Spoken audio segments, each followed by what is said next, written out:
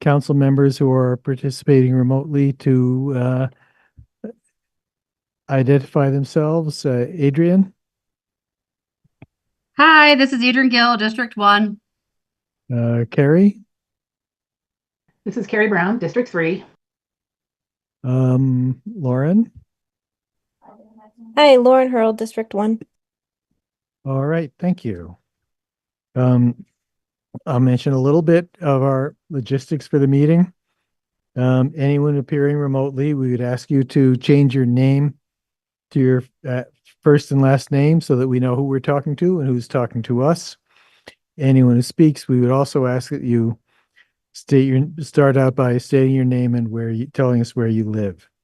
We ask everyone to keep your comments and questions to 3 minutes, and we will have assistants to keep track of the time. Anyone who wishes to speak must be called on by the mayor. And again, keep your comments and questions to 3 minutes. We generally don't allow back and forth between members of the council and members of the public. So if you have things that you need to say or questions you need to ask, we'll ask you to get them all out. And with that, is everybody ready to approve the agenda? Any requested changes? Hearing none, I'll take the agenda to be approved. First item is general business and appearances. This is an opportunity for any member of the public to address the council on any topic that is not on tonight's agenda. As with other elements of the agenda, we would ask you to keep your comments to 3 minutes, and we'll start with people in the room. Come on up. Lisa Edson-Neva, 195 State Street. I'm actually really disappointed to be back here again this week. Last council meeting 2 weeks ago, I thought it was a pretty reasonable ask to ask for a written document with the plan, with the timeline, with who's responsible for the different steps of the elevation. A lot of you agreed with me. You nodded. You agreed that this was a reasonable ask. It's been another 2 weeks and we don't have it. We don't have the communication that we asked for. This afternoon, about 3 hours ago, we got an update, which I appreciate as communication in terms of knowing some of the steps that are going on, but we don't have those timelines, those same timelines that each of you expect in the city budget and in the city plan. It's been 1.5 years. It's worth recognizing that my family is the only one living in the home with a substantial damages letter, and we are not allowed to repair. The letter that you issued to us last September, more than 1 year ago, prevents us from making repairs until we're elevated. So you hold us hostage. We can't move forward. We can't repair. If we repair, it's not covered by insurance. We cannot do anything until you move forward. But you haven't. And you've backburnered us and openly said things like, when we wrap up our other projects. And that keeps us where we are. And I don't understand why it's happening. So I'm back again asking simply for a timeline with actual items and actual due dates. And if those flex, they flex. But we need to have a plan. We need to know what's going on. And we need to be included in the decision making. In the developmental disability world for years, it's always been, don't make decisions about us without us. And this is the same thing. You shouldn't be making decisions that hugely impact every part of our lives without at least including us in those, or at least letting us know. So I'm back again asking for the same thing I asked for 2 weeks ago. A written plan and a written plan of communication so we can move forward. Thank you. Do you have anything? I can't hear you. Sit closer. I agree with you. It's the situation is basically the same thing as it was 2 weeks ago. We have submitted everything to the state. We had, as of 2 weeks ago, as of Monday, We don't have their sub-grant agreement, which will tell us the timeline that we need to do everything. We've pestered them a couple times asking them for it, and I think ultimately let you know where that was. We were hoping to contact you saying we now have it. Let's sit down and work out the timeline as soon as we get the sub-grant agreement and we know what purchasing project. We can't tell you anything because we don't know anything. So I certainly appreciate your frustration. We don't know what they're going to require us for purchasing. We don't know what they're going to require us for bidding. We don't know any of this until we get it. And we've been waiting not so patiently for it. So I feel, I understand. And, I wish we could give you your timeline, and we will as soon as we can. Reply too, because we've been communicating for quite a while here. Just my understanding is this money is coming from FEMA through the state, and this is not something the city of Montpelier controls. It isn't. And we don't, let me finish. We don't even have our city hall or our fire station fixed yet, and we don't have timelines or details. So I appreciate what you're asking, but this isn't a situation that we're in absolute control of. Our staff has worked to get the paperwork done to help you and work things along as much as we can. Some communities haven't approved situations like yours, as you know. I'm sure you've read in the Argus. We're trying, but to tell you we can give you a report every 2 weeks like you asked for last time, when we left that meeting, I'm like, it's just not realistic because we're not in control of this thing. So I think you need to hear those words, because if you're getting the illusion we are, it's not true. Well, first of all, the money isn't coming from FEMA. It came from the legislature. It's the 3.5 million that was authorized to be authorized through Vermont Emergency Management. Okay. So no, it isn't FEMA. And to have you lay this back on me when we cannot repair, we don't have walls, we don't have ceilings, there's insulation falling. The apartment building's repaired. The Airbnb was able to repair. They were able to use the exceptions of historic building, and they fought the substantial damages. We were told that if we did that, we weren't eligible for the money. So you sold our story over and over again for the 514,000 and then for the 3.5 million. And now you're telling me, oh, the police station isn't done, the fire station. We live in this every Okay. day. We have massive loans we cannot use because you all have not moved forward. It's not because the city hasn't moved forward, but you've made your point.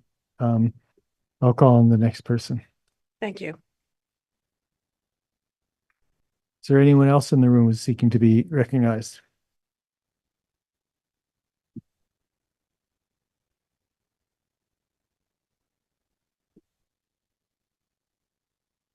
Steve Whitaker, as I recall that last conversation, you did agree that it was fair to ask for notice, and it would have been as simple as no new developments in the city manager's report, something to honor the fact that these people are hanging out on a limb, and it's not that hard to do.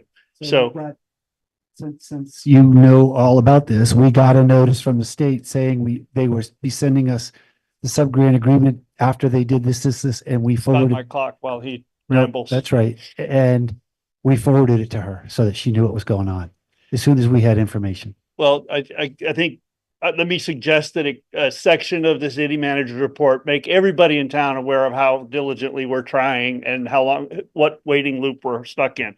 But the disdain I hear for folks, for victims of this flood, in the tone of voice and in the defensiveness and in the outright anger, animosity is just, take a look at it.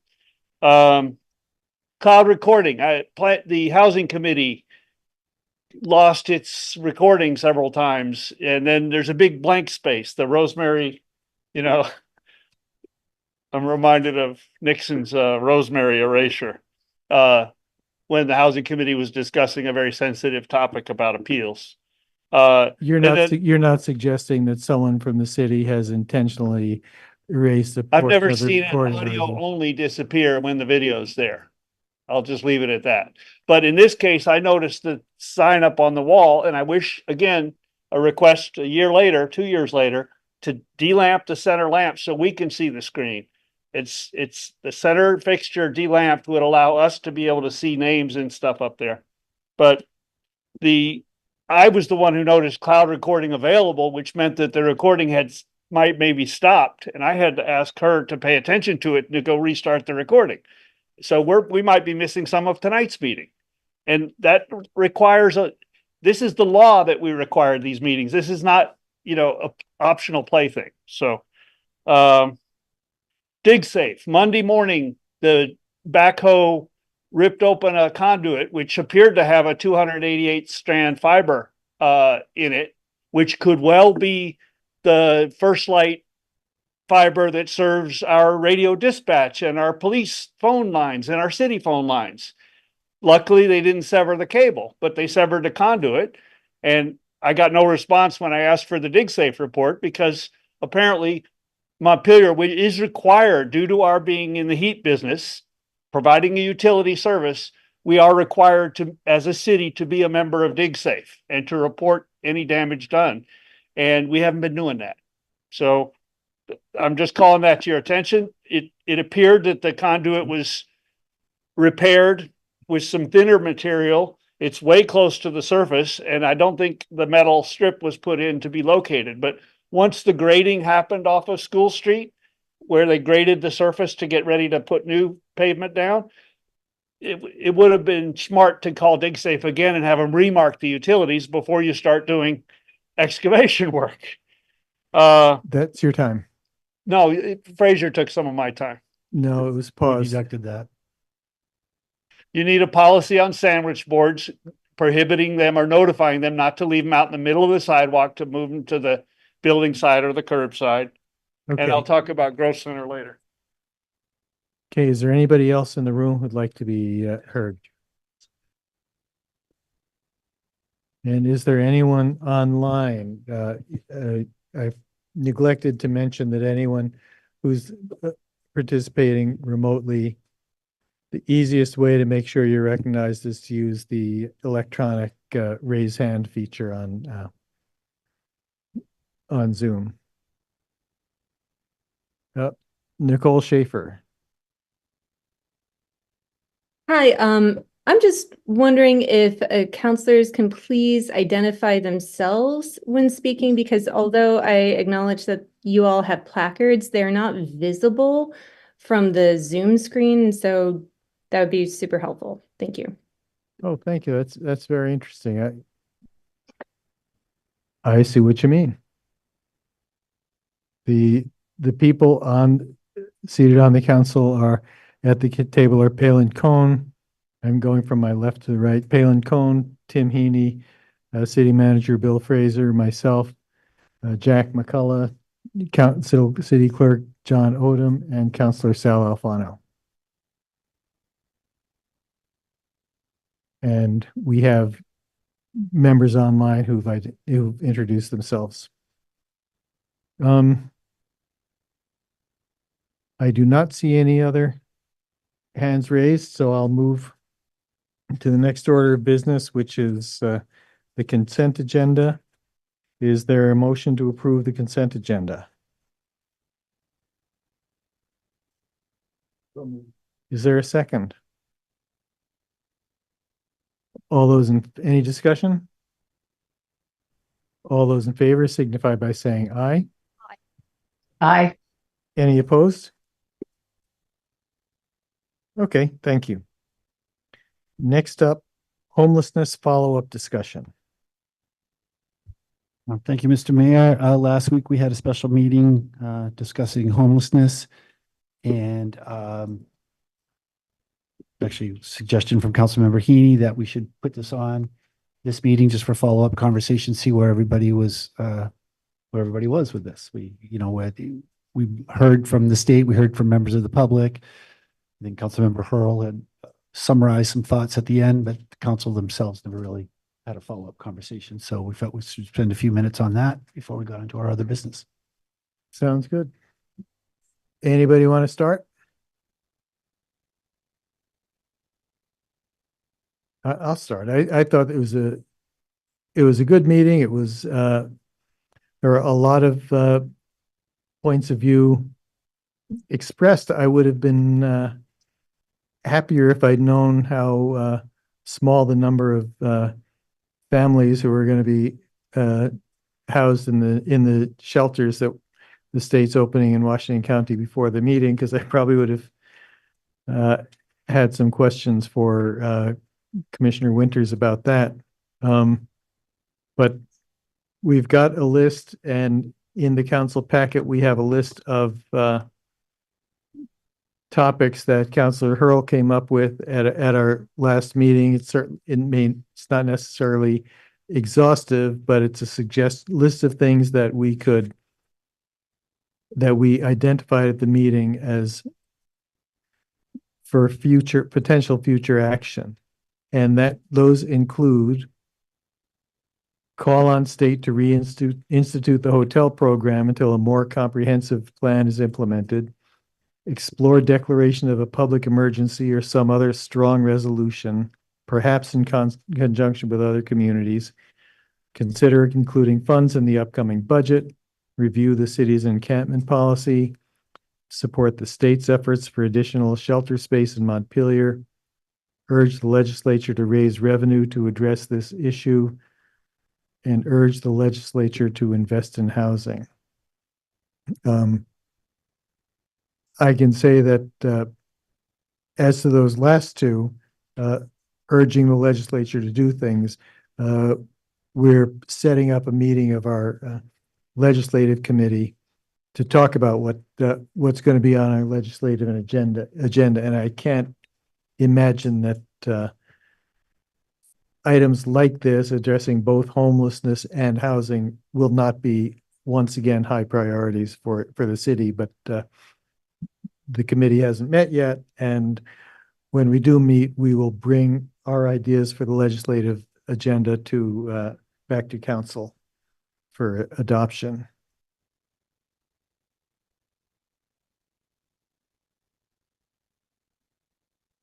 Yeah, Tim. I think Lauren's list was good. The piece I would still want to add to it is apparently the state is considering opening family shelters in 3 locations, and one is Montpelier. So it seems like anything we can do to support that and get it happening quickly before the legislature comes back, I think would be a really key step. That, and obviously calling on the state to reinstitute the hotel program to get through this season till we can work things out would be the other key one, because we need some now solutions. And I think those two are more in that category. Yep. So we talked a little bit about getting a group of towns together to declare a state of emergency, even though we can't do anything with it. But if enough of the municipalities got together, it might add a little more incentive for the state to move on the other asks that we've made. Is there any sense that might happen? I did reach out to the communities we've been working with on this. We're going a representative sample of us are going to be meeting tomorrow, I think tomorrow or Friday, to take this up further. There seemed to be a consensus that a joint resolution or statement might be welcome. There really isn't, I did research, there really isn't any state of emergency that we can declare that does anything, and some were less happy about using those terms since we can't do it. But I think there's definitely consensus that we take a strong statement as a group of communities, and we can talk about it in an emergency situation. I don't think we'll get a group of people to jointly declare a state of emergency, but we can probably get a group of people to jointly adopt the same resolution calling for action. That would be my sense. I'll know more at the end of the week.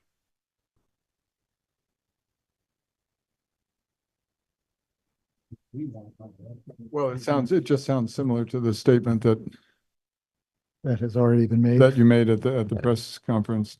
That's true. I think there's a major difference there in that, that was made. You were notified, but it wasn't really adopted by the elected bodies of all those communities. There was a lot of managers, a lot, individual mayors, those kind of things, but actually having governing bodies in a bunch of communities taking a vote saying, this is, and maybe adding some of these strongly, maybe making it less long and just kind of, these are the high points. One other question. Have we heard anything from the state about the shelter that they're considering in the city, where they might? No. That is a logical expectation, Would think. yeah, if they were gonna do something quickly.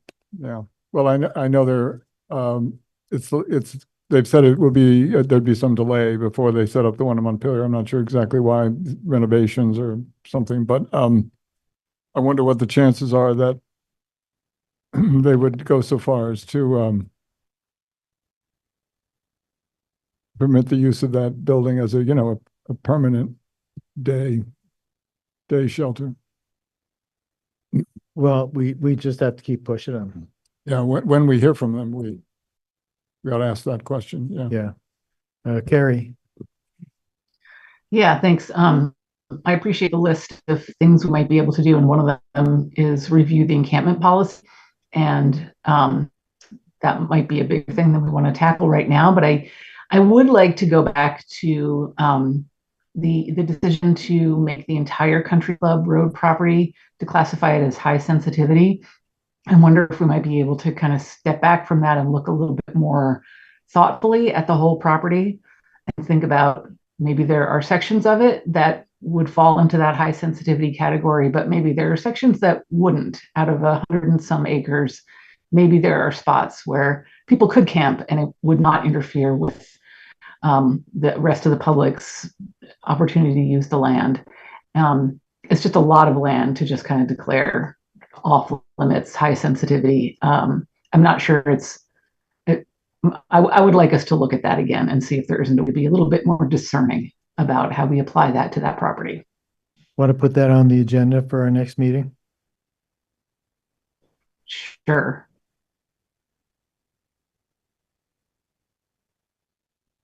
Okay. Yeah, I think that's right. I think it obviously deserves input from city staff as part of it, but we'll have that on our next agenda. Any other thoughts from members of the council before I start taking comments from the public?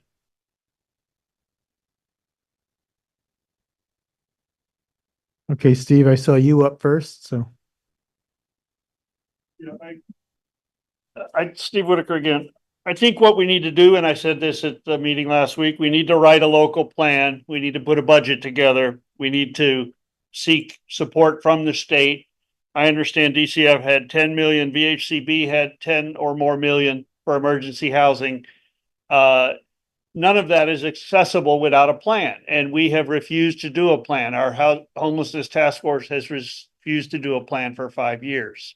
So I think you need to merge the homelessness task force and the housing committee and give them a directive of completing a plan in X amount of time. The housing committee does have capable people, and this shouldn't be a predominant piece of their work, but it could be emergency housing is part of housing committee's work. The Barry, Berlin, and Montpelier could potentially agree on a state of emergency because we're all wrestling with it separately. And it's true it wouldn't have any legal or binding effect, but it would certainly have more effect than street painting letters in the street to basically have a unified voice that these central Vermont, our capital city, and these neighboring towns are in effect sharing an unhoused population. The counts are not accurate that you've been hearing. They're an undercount by either 0.5, meaning that we could potentially be up to double the amount you're hearing about. You're hearing only the coordinated case entry. The numbers that Good Sam gives you only come from the database that they are collecting. And there's a lot of people that won't go anywhere near that. There's a lot of folks in cars, in tents, and, I noticed a little tent out. I won't say where while we're on the record. The family shelter is probably only going to be a handful of people. I heard from the owner of 6 Court Street that he had offered that building to the city and couldn't get a return call many months ago. So you can dispute that. I don't claim to have all the facts. I just know that that's a building with 2 empty floors or 3 empty floors and 1 level street accessible that it may be more appropriate for single room occupancy as a step up from camping, but I think we should implement immediate camping. There is a sensitivity you need to be aware of. The current population of the Good Samaritan Run shelter cannot easily mix with some of the troubled folks that would tend to camp outside there. So there needs to be some management agreement over who the most benign of campers be allowed to be in that area, because the mix between those trying to get out or in with drugs or alcohol could disrupt what we've got going for 20 people. So that's a very real issue that could be addressed, but it's a challenge. I'll stop there. Thanks, Steve. I think you're talking about 7 Court Street, but I think we know Yeah. the building, yeah. Okay. Not to dispute with Steve about anything, but just comment was made in public and I want to make sure it's clear. The city was not offered that property. Good Sam was, and there was a negotiation that happened and a Good Sam put money in their request to the state to purchase that building, and it was not part of what was awarded because the state, in fact, we had this conversation, the state said their 10 million was only to operate shelters. It wasn't to buy buildings. And I would say there was also, again, I don't want to speak for either party, but from my understanding, there was a substantial difference in the price that property was offered for versus what others felt its market value was and what its appraisal was. So there was an active negotiation. It was not the state, and it was not the city. And so that's what happened. Thanks, Bill. Zach. Yeah, this is Zach Hughes, District 3 area. I'm going to continue to say that I'm still kind of thinking the state's not going to come through for us based on the current trajectory. It would be easier to have the legislature in session so we could have possibly more pressure. But I'm not seeing anything. I'm not feeling it. And so I'm wondering if that doesn't happen by chance, and it will happen probably, but it may not happen based on the attitudes. And it's about values we have, and I'm preaching to the choir here. It's about values, and we need to look at all those and figure that out. And there might be things that we can do. I know we've been exploring that in task force, and I appreciate the opinions of what we have done in the last 5 years. But what we have done is more than anything I've seen in the city in 20 years. I just want to put that out here right now. And it's tremendous work. It's not easy work. And so I respect that opinion. I would urge the city to look at things they can do, because what I was reading is it said, we can't do it. We got to do something, though. And we have to continue to realize that, as I said, camping is going to continue to happen regardless. Thank you very much. Have a good evening. Thanks, Zach. Tori? I want to appreciate Councillor Brown's comment about really looking in a much more careful way at which areas, if any, of the Country Club Road property actually are highly sensitive areas where people shouldn't camp, and which areas might be used for camping. The task force certainly does not support. I don't think any humane person would support camping in the winter or camping with kids as how people should have to live. But given that that's the situation that we're having right now, one of the things I know that the task force was asking for when we wrote up the things that we wrote in preparation for the meeting last week was that there be a place carefully considered in the city where people legally can camp, where they can legally camp and they can safely camp. So that's my main concern. I think the encampment policy does have to be revisited. It has to be clear when areas are considered to be highly sensitive, why that is, and how that can be appealed. And there needs to be, until we get people indoors, there's got to be a place that people can camp safely. Thank you. Thanks.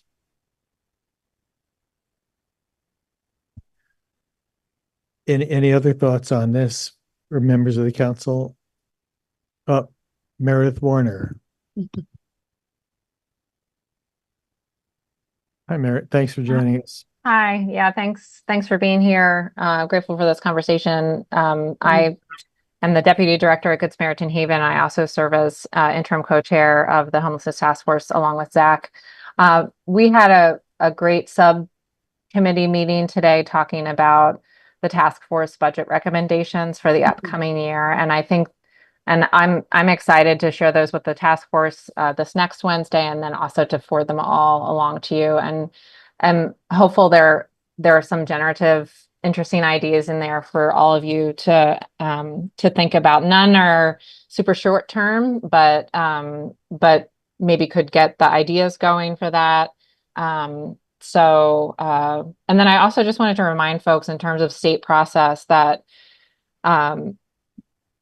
people that ran out of their 80 days starting around September 19th are out of those 80 days. And once they're back in, for those who need it, using the winter shelter, there will be another date in April that people will fall out of shelter again. So I know that feels despairing, but I also want to say, like, this really is the time for us to be tending to folks who really need support right now, but also prepping for, a potential addition of people in April that will need support as well. So just keeping that in mind. Thanks, Meredith. I think those are great points. I also keep coming back to the fact that we hear from everyone that what we heard from Chris Winters last week is that what we need for shelter and stand-up housing are a willing community, a building, and providers. And we have a willing community in Montpelier. We don't yet have an identified building, and the providers in the city are strained to the max already. So a lot of it involves pressuring the state for money, which we're going to continue to do. Anything else before we move off this one? The legislative committee is going to meet, and we'll come back probably in the next meeting or two. We'll hear from Bill what happens with it at his next meeting, and we'll keep working on this. Okay. Moving to item 7, Country Club Road Recreation Update. Yeah, so this is a follow-up to our last meeting when we had received the report from Power Wellness, the first stage of the phase 1 study. And so you all heard that was released publicly at that meeting. Members of the hub sort of publicly made their offer known. We've shared that letter with you and some information about the purchase price. That certainly, and then we've looked at this. So I will start saying where I came down on this, and obviously you, the council, can do whatever you want with it. But my view is to try to stay on the same linear track we've been on, which is the city purchased this land for $3 million in large part for recreation and also housing. We put $1 million from the recreation fund into buying the land.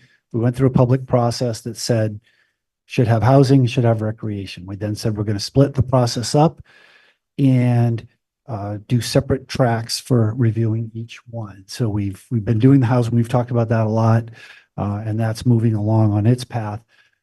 This feasibility study that we did with the hub, it actually was only the first part of the feasibility that we did with Power Wellness, basically said their recommendation was we should focus on the Country Club Road site because it has the most expansion opportunities. We obviously do have the 58 Berry Street, and we should consider working with the hub to figure out a partnership. So my suggestion is that we complete the feasibility study, which is designed to give us a no-go decision before we do phase 2, and then we do phase 2. If we choose to develop something up there, then my further recommendation is that we then target 55 Berry Street property to be redeveloped as shelter, housing, et cetera. I think there's been some misunderstanding about that. I am not at all saying that we would do that until we have a new rec facility. I think some people misinterpreted that I was saying, do that immediately. No, that's our rec center. It will remain our rec center until we've made a decision and constructed something somewhere else. But that, as we just discussed, issues of homelessness and the need are not going away. And that might be a place that we could look at. We got an architectural report that said it would be a solid building that could have transitional housing in it, could have a shelter space, could have a public facing bathroom. And we ought to consider that. But in the meantime, I'm basically saying stay the course. Let's work with the hub to see if we can find a way to lease or sell a portion of the land, maybe for them to construct their building, but still keep our plans or not. But basically, that's where we're at. And obviously, I know there are a lot of different opinions in the community. We've heard from a lot of different people, probably a lot of different opinions on the council. And we look forward to hearing the conversation and what you all have to say about it.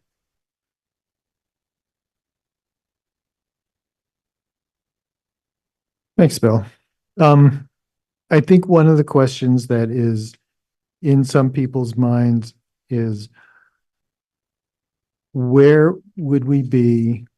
How does doing the feasibility study, the phase one, put us ahead of where we are now in terms of evaluating the options? I don't know that it would give us different options. It would give us more information about this option. Dig a little deeper into what programs might look at what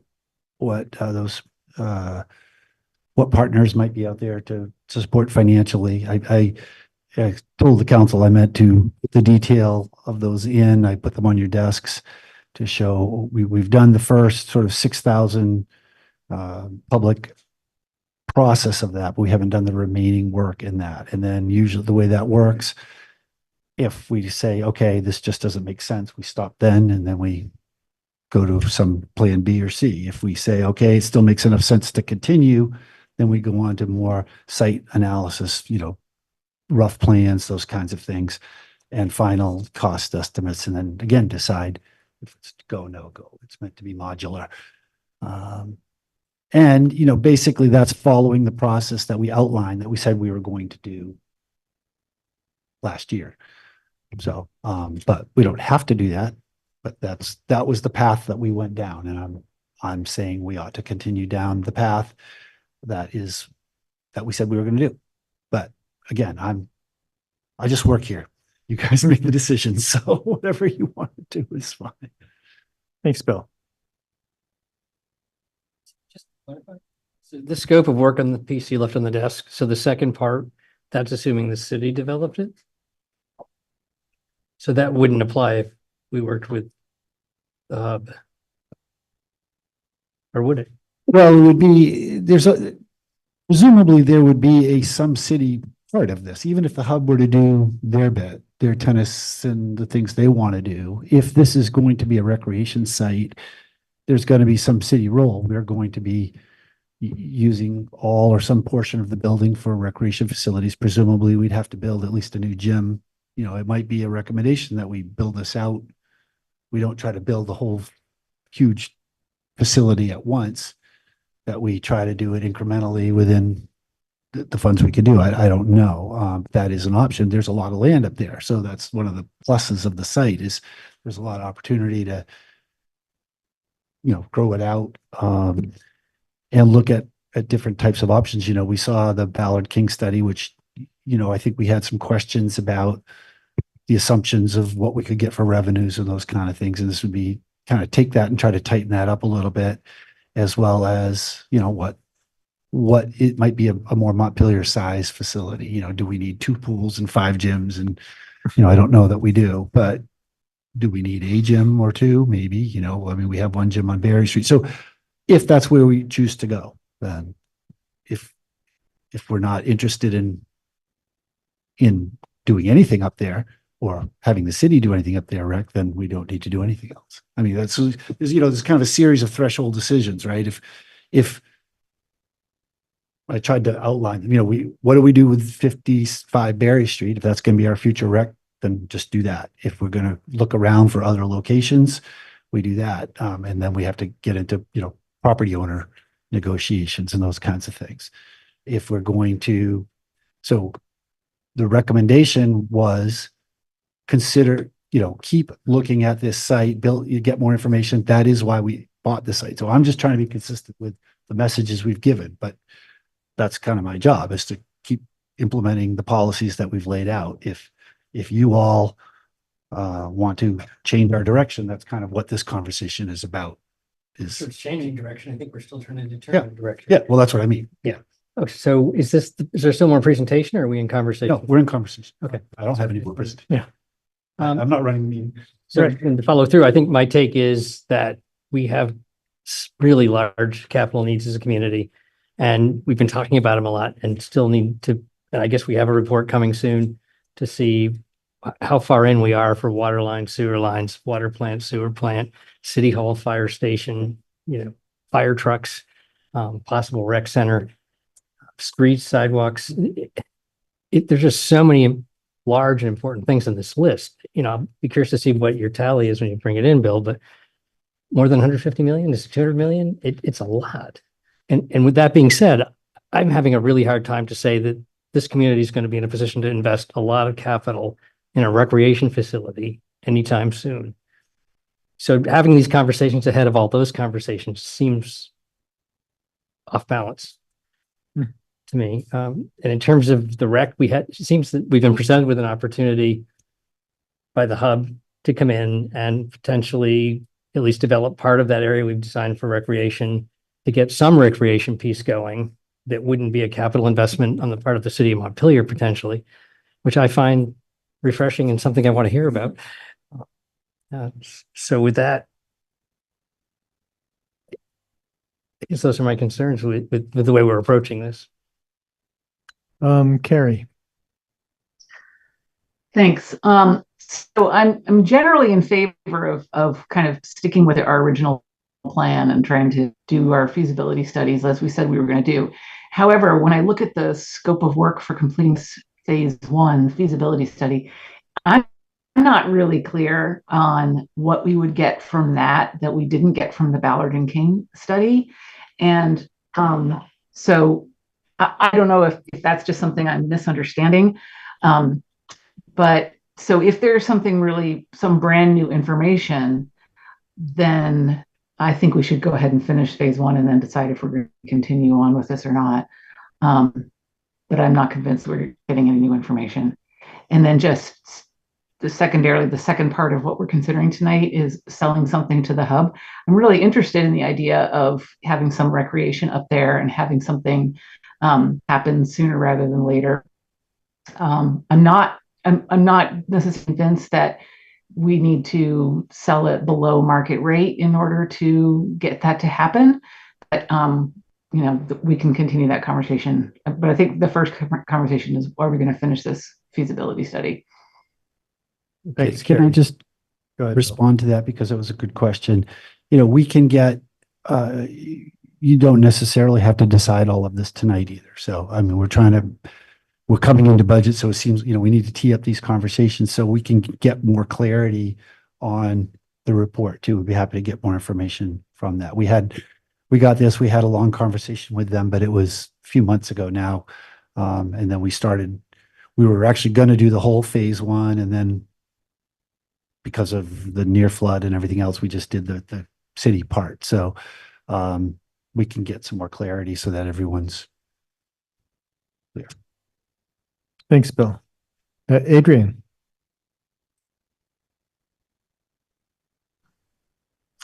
Can you hear me? Oops. Yes, you kind of. Okay. How about now? Oh, that's better. Yeah. Okay. We're Sorry. not used to not being able to hear you. I know I am loud, but I am in a hotel room, so I apologize. I did send an email to the council in case I had technical difficulties today, but it seems like everything is working for now. But I really wanted to, we heard from Power Wellness, we have their feasibility review. I think there are things that are missing from this study that will help us make better informed decisions. When I think of recreation, I want to think holistically at our entire community. And according to that report, someone please correct me if I'm wrong, we looked at city-owned assets, meaning buildings that the city owns. And so I would love to look beyond that in buildings that the city may not own, that are vacant, that might be an opportunity for recreation. Also partnering with our schools is an asset that we haven't had a huge success of partnering with. We have 3 beautiful school buildings in our town that we pay a lot of money for that we do not have access for recreation. And we are a small town. We're a small region comparatively, and we need to think about sizing our recreation for the amount of people that live here. And we could really think outside the box. It does not have to be the Berry Street building and or Country Club Road. I really want us as a city to think about what currently exists in our town that is considered recreation. So what is recreation? So really defining that, what is missing that folks want. We have probably more studies than we need to determine what folks want. We have a lot of data. We have passionate people in our town that are experts in recreation. I don't think we need to do another feasible study. I think we just need to ask people what they want and they're going to tell us. But the one thing they don't want is to pay for it. And so we're in a little bit of a bind here. But I think if we're very creative in terms of our partnerships, with buildings that we have that may be assets that we haven't looked at, with recreation partners in our town that could help us think outside the box, which I've already started to have these conversations to potentially bring in additional private, recreation opportunities into some of our vacant buildings. I really think we can solve this problem without a huge budget, without a burden on our taxpayers, if we collaborate and coordinate with the assets that we have in our community to solve this problem. And I would just encourage us not to think of a $7 million renovation to the Berry Street building when we could potentially, use another building to put some basketball courts in that would not cost $7 million. I have not done the study. I'm not a real estate expert, but I just want us to think a little bit differently about recreation and how we go about this and not corner ourselves into these 2 properties when we have other assets in our town that we could utilize and think creatively about recreation to solve this problem. And Adrian, not trying to put you on the spot or anything, but do you have some thoughts yourself on what those other locations might be? So I drive past that empty building next to Bar Hill Gin, or Bar Hill. I always call it Bar Hill Gin. Bar Hill by the co-op. It's an empty big warehouse.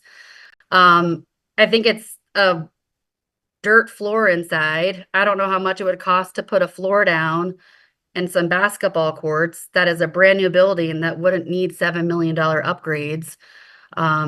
We have our 3 schools that we should absolutely consider an asset. I know the rec department, we've had many conversations about scheduling there, but I think we could figure it out. I really, really do. I think this is a problem that we could solve. We have vacant buildings in our town.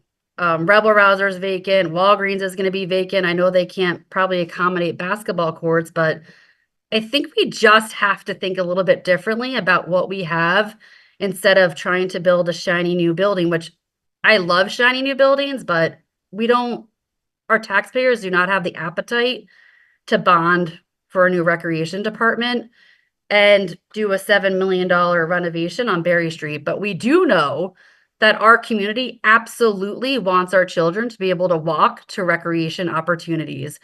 I've been in conversation with some of the churches. The churches are an opportunity for us to coordinate with.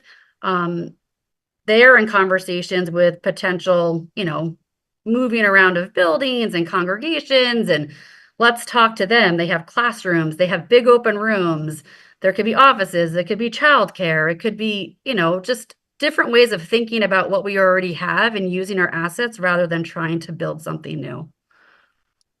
Thanks, Carrie. Adrian, sorry. Not seeing any other council members' hands. Sal. Oh, I'm sorry. Well, yeah, I thank you. I had a follow-up question for Adrian, and just a clarification. Are you suggesting that we purchase some additional properties and then I reconfigure don't them and know add how it basketball courts or works. something? Could we lease a I property? don't know how we put recreation into somebody else's building. So it seems like we would have to buy it. Or did you have something else in mind? Could you lease a building so the city doesn't have it as an asset? I don't know the details of how that works, but I'm just trying to encourage us to think a little bit differently about this approach and be creative in our strategy, rather than just pigeonholing ourselves into these two buildings, which is what Power Wellness has done and what we've been discussing. I don't know all the answers, but I would propose us to just think about and explore different ways of working within our city limits and really the money that we don't have to increase recreation opportunities for everyone from 0 to 100 plus that have, that's accessible to all. Thanks. Sal. I really kind of agree with what Jim was saying. I just don't see a path to a new structure at the moment. I mean, I look at the Colchester experience, which they just broke ground on a new $16 million two-story, 30,000 square foot rec center. The process for them started in 2002. They're paying for it with local option tax, sales tax. So, they're bonding for that, but the bond is going to be paid with the sales tax, option tax. So, I mean, it was a process that took them a long time. They backtracked and started over a couple of times. And I imagine, I think the cost of the actual building is something like $11 million, and then there's site development and so on. I also agree that I've heard from a lot of people in town who use the existing rec center and whose kids use the existing rec center and like the fact that it's downtown despite the shortcomings for parking and that sort of thing. I think Power Wellness got their evaluation of that building wrong. They said it wasn't really worth any attention and that it doesn't do anything well. And that, to me, I mean, we have two studies, Breadloaf and GBA, that says it's a perfectly fine building. It needs upgrade. It has a lot of deferred maintenance and outdated systems. The $7 million bill is the Cadillac that includes, solar on the roof and complete air source heat pumps and stuff. The basic, even the updated numbers from May, the basic plan is still around 4 million. And I believe we have a grant, a DOE grant, that's going to replace $1.5 million of that with a new heating system and an electrical service. I don't think it's the electrical wiring, but anyway, so that takes it down to 2.5. So it's a chunk of change.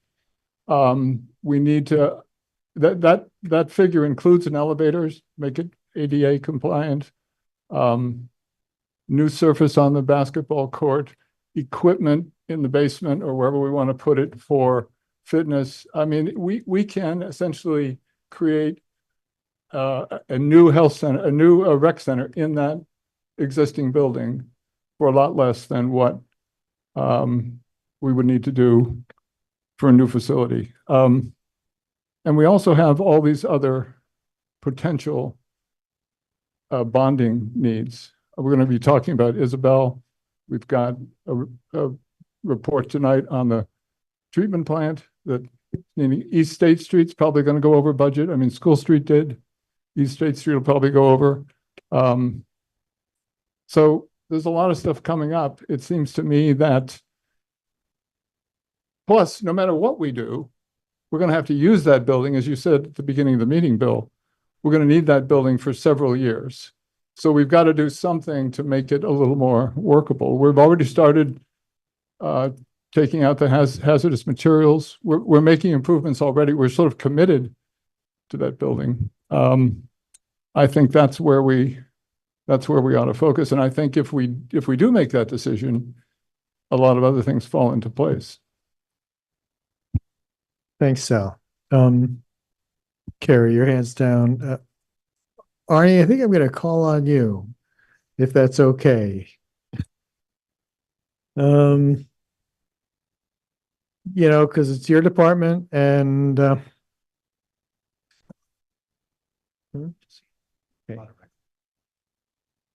And the manager has pointed out that there are a lot of members of the recreation board here. Can I have them come up and maybe Yeah, they would like to speak? absolutely, yeah. And that they're, come on up, Chris, Heather and Peter. Because you're in the business of running our current rec system and planning for future needs, and so I'm interested in hearing what you have to say, and I'll have you all introduce yourselves too. Just share the mic, yeah. My name is Chris Hancock. I've been on the rec board for something like 5 years, I think. That's all I got to say for the moment. Okay. My name is Heather Bailey, and I'm also on the rec board as volunteer, and I also volunteer in the office. Peter Cohn, also a member of the rec board, and also a parent of children that use rec facilities in the area. And I'm Arnie McMullen, Director of Recreation for the City of Montpelier. And how do you think we should be thinking about planning for this need that is not fully met at the present time? I mean, obviously there's challenges within the city financially. I mean, this is my probably my fourth attempt at a recreation facility, and it always comes down to dollars. Tim, I think, was on the committee when it was the facilities committee almost 30 years ago, and they said the recreation wall in the back of the gym was terrible back then and didn't know how long that might last. So still standing, so I guess we're alive. But part of what I do and what I try to think about is, when we're thinking recreation, we got to think the next 50 to 100 years into the future. We can't be thinking about, immediately tomorrow, this, that, because we're going to make some pretty rash decisions that may end up impacting what could have been a really wonderful situation. Part of what we do is the thought is we also, as a community center, we're also looking at all ages, which would include the seniors of the community to be able to use this facility. And, some of you may have heard what I'm hoping for, but part of my thoughts was, having a couple of basketball courts at least and an indoor walking track and probably a turf space, but also could all be built in phases. You could put $4 million maybe into the rec center thinking that, well, that's great. We put $4 million into it. But what if we put $4 million into another facility that it could actually generate revenue? Because a current rec center is not going to generate back a whole lot of revenue to make back what you put in a bond payment. So one of the things that was nice about the Ballard and King study was he showed a feasibility study, and that was based on a large space. We just needed a starting point, and that's where we started. But that can all be scaled down to the size of the community to make it something that, fits this area and reduce the size considerably as far as the size of the actual space. And being that it's we're probably looking at more of, for lack of a better term, a field house type building, which is a pretty open space. I don't anticipate that being a huge cost compared to a brick and mortar building, to put together. And I think there's a lot of opportunity, because not only would you have the option of indoor recreation, which we're suffering from immensely in this city. People can't really, a lot of seniors can't walk outdoors. In the wintertime, if they fall on a sidewalk and break a hip, that's down a very bad course. If you want a opportunity to really start bringing people to a community to come here, visit, spend money, stay in hotels. If we have a facility that has a couple of gyms, we can run AAU tournaments. We can run the mini metros, on the weekends. We could do youth basketball for all of Central Vermont, and we would charge all the fees and bring people to participate in our programs. I mean, as they say in recreation, the opportunities are endless, but you do have to have a starting point. And, a lot of our recreation facilities are aging. So down the road, you got a swimming pool that was built in 1939. At what point do we have to start thinking about where we're going with that? And other structures that are challenged. But if you want an opportunity to grow recreation, and I would believe that would help bring people to the community, is to have a facility that is going to draw people. When I used to answer the phones a lot years ago, the first two questions I used to get is, what's the school system like? And what are the recreation opportunities? And those used to be the most popular questions I used to get when I answered the phone with people wanting to move to Montpelier. So. And where do you think we are vis-a-vis the phase one of the feasibility study? I think phase one, gave us an idea from a outside source that says that, this Country Club Road property is a really valuable asset. It has the potential not only to do indoor recreation, but also to do a lot of outdoor recreation. And plus, people have a facility where they can come in and warm up and then go out cross-country skiing or whatever. But it has the potential of, and was also part of the study, is that adding on to space. So someday you might want to put an indoor pool. If things things are really successful, people are coming to the community, they're using the space, you're generating some revenue. Next step might be to look at an indoor swimming pool for that space, or another type of attachment. But I know a lot of people over the years, I can't tell you how many exactly, but have gone to St. Albans, to that sports facility, to play indoor soccer late at night with their kids. It would be nice if we had something in central Vermont that people didn't have to travel 45 minutes or go to Rutland, to do sports. So, but I think it's an opportunity. And right now, the one asset we have is we own the property. So we don't have to go buy another building or buy another property. We have a starting point, and it's, what y'all decide is the best way to go. But I just think for potential, that's the best option for recreation for the future. Thanks, Arnie. Do you folks have anything to add?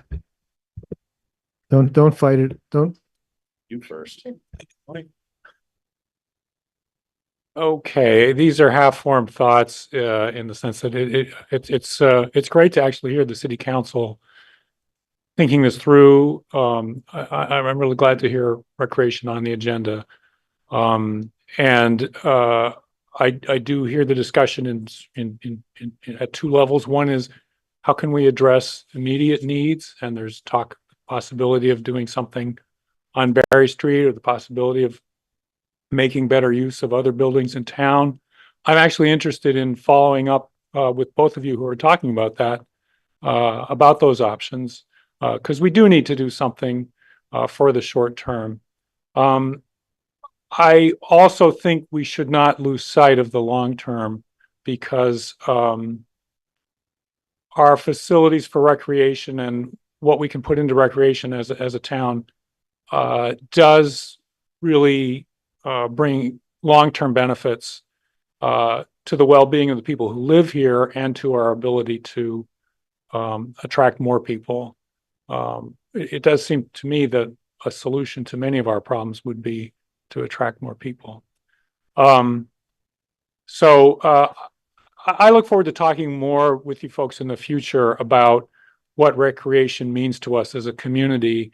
And during this very hard time financially and with so many pressing needs in the city, what I'm just hoping is that we can keep a strand of process going on the long term, that we don't prematurely throw away the options that we're trying to develop, understanding that the money that it's going to take to develop some of those longer term options may take a long time to put together.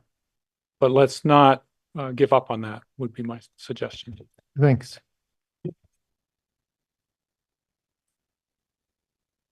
I think we must be the only state capital that doesn't have a community center. And I really think that we need to move forward with this and build something for the future. And the facility we have now, great, it's centrally located, but you can only do one activity at a time. You can play basketball, you can play pickleball. You cannot change the blueprint of the building. I mean, you can't extend it in any direction. And for example, the pickleball court and the basketball, there's no room in the back. Once past the line, you're stuck there.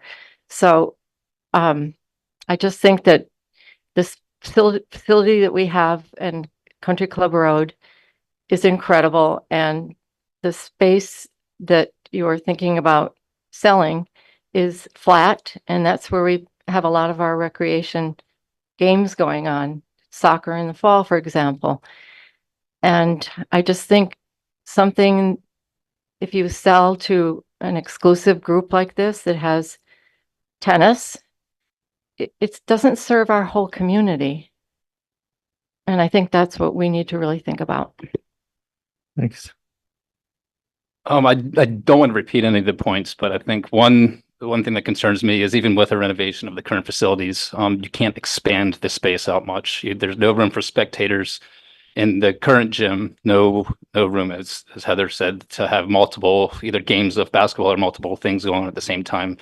I understand that it will open up more space downstairs, upstairs, but at the same time, it's not the type of space where you can have sports that require lots of height, lots of kind of distance for many things to go on. I'm also concerned about trying to utilize the schools. I think makes a lot of sense to partner up with the schools more and to maximize what we can, but they are already extremely limited with space. I know particularly in the winter and then into spring, they're starting practices at the high school at 8 o'clock and later. And so I don't think that it's accurate to say that that space exists. I think they are also looking for more space and would benefit from larger facilities that we could potentially provide. And then same with looking for other spaces in the short term might work, but I think the goal should be to consolidate everything so that we can have things where multiple family members can be doing things at the same time in the same facility. And I think that just makes it easier for many reasons. And then the accessibility part in terms of distance, I do understand concerns, but from everything I've experienced with my own family, the majority of the people are driving to these facilities anyway. There is a benefit of kids being able to walk after school and things like that, but I personally don't feel that kind of outweighs the benefits of having a larger facility where multiple things go on. And we could work with the schools to provide busing out there or other transportation options to make it easier and more feasible. Thanks. Council members have any questions before we let them go? All right. Thanks. Great, thank you. All right. I see some people who've had their hands raised patiently for some time, starting with Stan. Thanks, Jack. And luckily the button holds itself down, so you don't need to hold your hand up. I appreciate this conversation. I think recreation in Montpelier is important. Just kind of touching on a couple of different topics, all together. I think there's current recreational facilities we have that maybe haven't received a full investment. We've got the bike path, which is becoming harder to use, and maintenance there. That potentially we need to make that resource available again to folks in town. I don't know enough about the Berry Street facility and the country club, but I do, I think back to Tim's point, I do find the appeal of putting the risk on the shoulders of a private developer. I think looking at the option of what that could look like should be something we entertain. Are there ways we can ask them to provide certain sports or such? Conversely, that property seems like it's going to be very valuable in a couple of years. I don't know that price is is a fair price at this point. But I would love for the council to entertain private partnerships, public-private partnerships, as Adrian brought up. I do think, for example, there's a lot on Stonecutters Way that's available that could potentially be a more localized expansion of 55 Berry Street. Having local walkable resources is a benefit. I think old folks are going to struggle to drive up to Country Club. So I like the conversation about flexibility in town. I like the conversation about partnering with private entities like the Hub, and would love to see us explore that. Thanks. Thanks, Dan. Tori? Thinking really concretely about the earlier question about whether to sell the building and 5 acres of land to a private company, I just want to point out, since I don't think it's been mentioned yet, there are people living there. There are a significant number of vulnerable people for whom their only shelter in the winter is the Elks Club property. And right now we're talking about it as though that building could go away without a backup plan. If there were a serious concrete plan for there's going to be a shelter for unhoused people in town, and we're going to seriously do some work on making housing affordable here for people. I think that might be a whole different question, but for right now, to sell that building is basically selling people's home out from under them. We've already chased people away from camping up there. We can't take their shelter away without some kind of really good alternate plan. I'm also just going to say I raised my family with a very old-fashioned idea that there's a difference between needs and wants. And even though it may not be fun to think mostly in terms of what is needed and sharing until everybody in the community has what they need before we go for what we want, I still think that's an important traditional value. Thanks. Thank you. Jody. Hi, thank you. One of the members of your just mention your name, please. Jody Pedersen, Freedom Drive. One of the things that one of the young men mentioned from the committee, the rec committee, was bringing more people into Montpelier. So I'm asking you, where are those people that are going to come? Where are they going to live if we don't get our act together and get the housing built?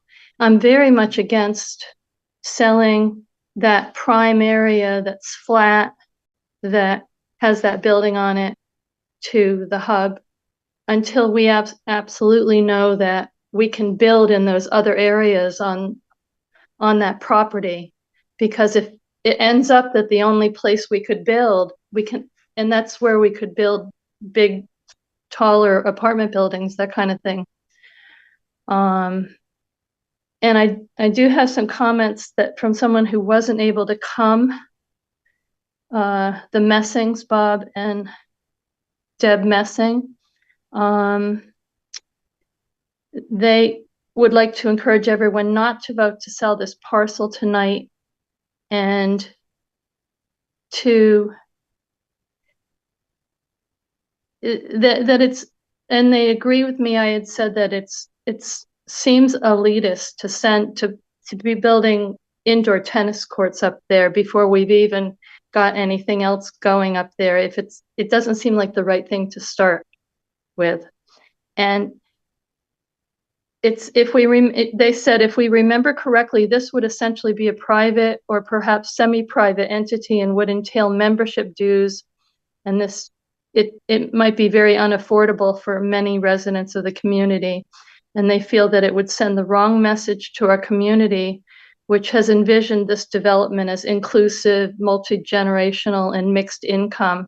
And the first commitment we would be making is for a private tennis club with some other recreational aspects. So I'm against selling to the hub at this point in time, and I'd like to know more about what you know about how the rest of the property is for building. Have we got any of that information back? But that's a different conversation, I know, but thank you. Thanks, Jody. I can just tell you there is a lot of information on the city's webpage. There's one of the whole sections of the page has to do with the Country Club Road property, and so we're not at the point of building anything yet or close to it, but we keep moving forward, and there is information to see there. Obviously, engineering studies haven't been done yet, and that's part of the issue.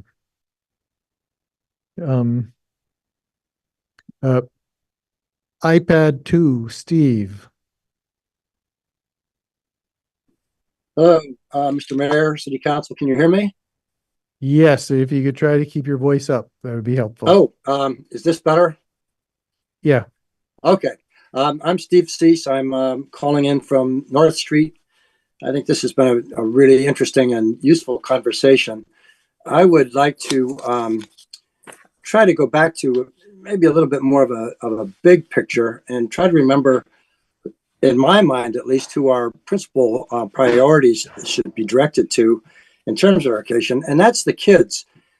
People have talked about how important it is for children to walk to a recreation center after school or on a weekend. I totally agree with that. And as a sort of a subjective point, I think that having kids walking to a recreation center in the afternoon or on a weekend adds a really nice sense of community and involvement to the town. But be that as it may, I think we're really pursuing a fantasy if we're talking about building a huge multi-million-dollar recreation facility at the country club. Theoretically and conceptually, there are an enormous number of reasons why it sounds great, but practically speaking, we are facing such an astonishing number of debt needs, potential debt obligations, that I just don't think it's realistic to continue to pursue the country club project. I do think it makes sense to continue to investigate and hopefully do take steps to improve the Barry Street facility.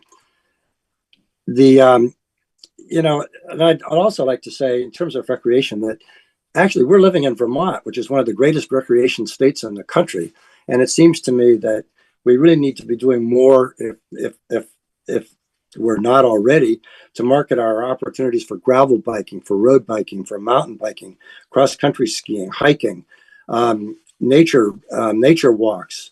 We have one of the best municipal parks imaginable up at Hubbard Park, and I really think we should be thinking about outdoor recreation as much as we're thinking about indoor recreation.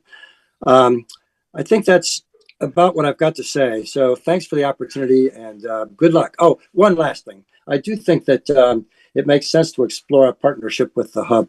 I think that the kind of facilities they're talking about constructing, big buildings, probably would have there'd be no place for those kinds of structures in the downtown. It makes sense to me to talk to them and to explore opportunities for favorable treatment for kids and Montpelierites in their facilities. And I do believe they're open to those kinds of discussions. So thanks very much and good luck. Thanks, Steve. Christine.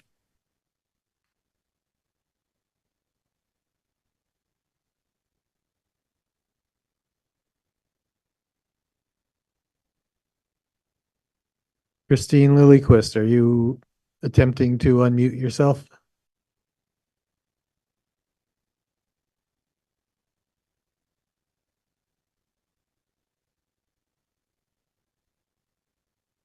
Okay, we'll pass over you for the time being. Steve and Nat, do you want to come up?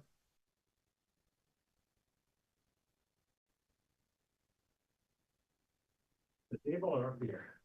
Whatever is comfortable for you. Sitting a long time. Hi, I'm Steve Ribellini. I know a lot of you in this room, but certainly not everyone. What I wanted to say on this, I was the one that had, well, I was involved in the sale of the country club. I was in a partnership, City Properties LLC, and I was the principal that negotiated that sale with the city. Before that sale, I'd been working with the hub to try to do something up there for a year or two before that. We talked about different phases. At one point, we had heard that if the city took it, then they wouldn't be doubling up on some things, some of the recreation things. And perhaps they could do a public-private partnership that could be beneficial. So how I got to where I was with the offer, I had heard unofficially back this spring, which is really rumor mill on the street, that the existing Elks building may be either sold or razed, torn down, not to stand in the path of progress. So I came in and met with Bill and said, well, perhaps I'd be interested in buying it. And I also own an adjacent piece of land next to the Elks of about 7 acres, and which I had looked at building 6 housing units on that. And for people who aren't familiar with it, that parcel is essentially across the driveway and parking lot from the building. Across the parking lot, correct. Okay. And so I said, perhaps we could do a swap on the land and do a subdivision that way, divide it off. So, you know, I had this plan to use it, the existing building partially for the hub, and then and hoping to attract to the building, say, a daycare, maybe bigger than the one we had there previously. Other uses could be, you know, office space or meeting rooms, maybe a small grocery store in up there. Maybe not right away, but at some point to help serve the housing community that will be built there at some time in the future. We had said perhaps 4 to 5 acres of land, which is really to the south of the building and some behind it. The area to the south is where that dirt parking lot is. So people who are looking at this on the screen, the parcel that's labeled Blueberry Associates Right. LLC is what we're talking about. Right. And, which actually was part of the Elks building property before I owned it. That lot had been sold off separately, and at some point I acquired a partial interest in it. So like I say, even if if the city sold some land, there'd still be, of the 12 acres that were set aside for recreation, there'd still be 8 or 9 acres. The other thing with the land swap, it's possible that an egress could be made from the parking lot of Country Club down over that 7 acres, back on the Country Club property, and come out on what I call Berry Street Extension. And that would have to be investigated, but I think that option might be less than some others I've heard, which I don't think have even been priced yet, perhaps up through Sabin's pasture or up onto Town Hill Road somewhere. The other thing is, this would put the property or the building and the land back onto the tax roll, and it would show positive signs of developing happening. And I think this would be good for Montpelier and benefit not only Montpelier, but the community.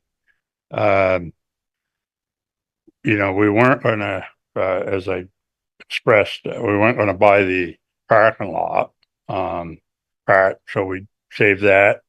Could be used for other buildings that may be built to the left of this building someday. And we may even develop up to 50 spaces on the land we would acquire. Some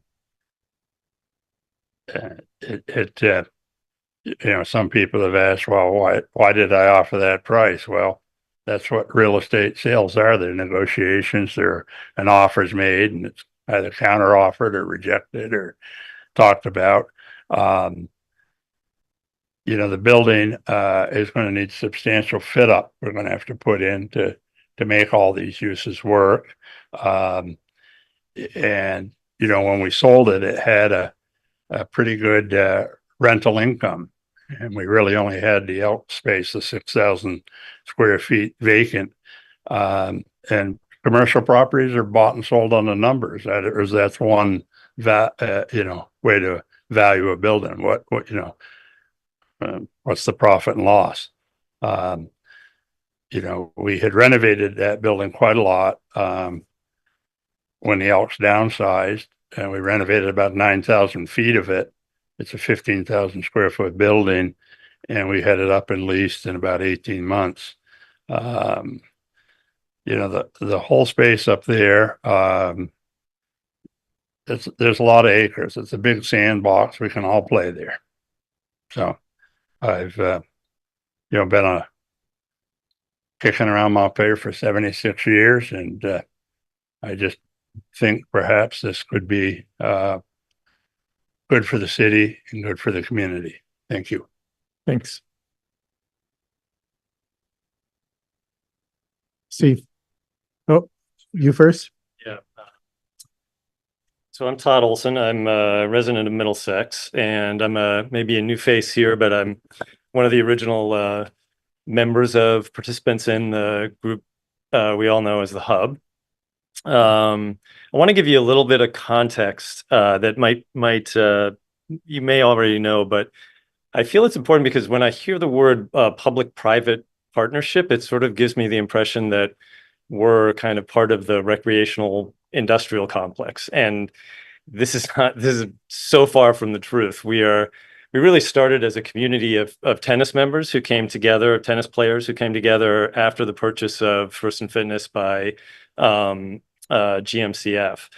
And when the potential arose that we were going to lose our indoor tennis courts. And we sort of think of that as not just a loss of recreational opportunity, but the loss of a community. When First and Fitness was at its peak, it had about 200 plus tennis members. It hosted USTA League matches, at which point the lounge was converted into a potluck venue. It had Friday night doubles mixers. It hosted a thriving junior program of middle school, elementary through high school students. It also was a practice space for the U32 tennis team and the Montpelier tennis team during the early spring before they could get outside. And I think it even hosted a couple of state finals when the dates were rained out outside. So for the last 4 years or so, all of those opportunities have been lost. And now the potential for losing tennis is about to become a reality. The last indoor tennis court, which we've been clinging to for about 3 years, is going to be repurposed after this winter, at which point there will be no indoor tennis within a 40-minute drive of the state capitol. So, we are not a for-profit group. We are a group of tennis players, of members of the community. if I don't think any of us really have a lot of experience in business, we just want to see, we don't want to see us see the community lose the opportunity to play tennis in the winter and lose the opportunity to serve the kids who want to. I mean, tennis is an aging sport right now in Montpelier, largely because kids don't have an opportunity to play, really.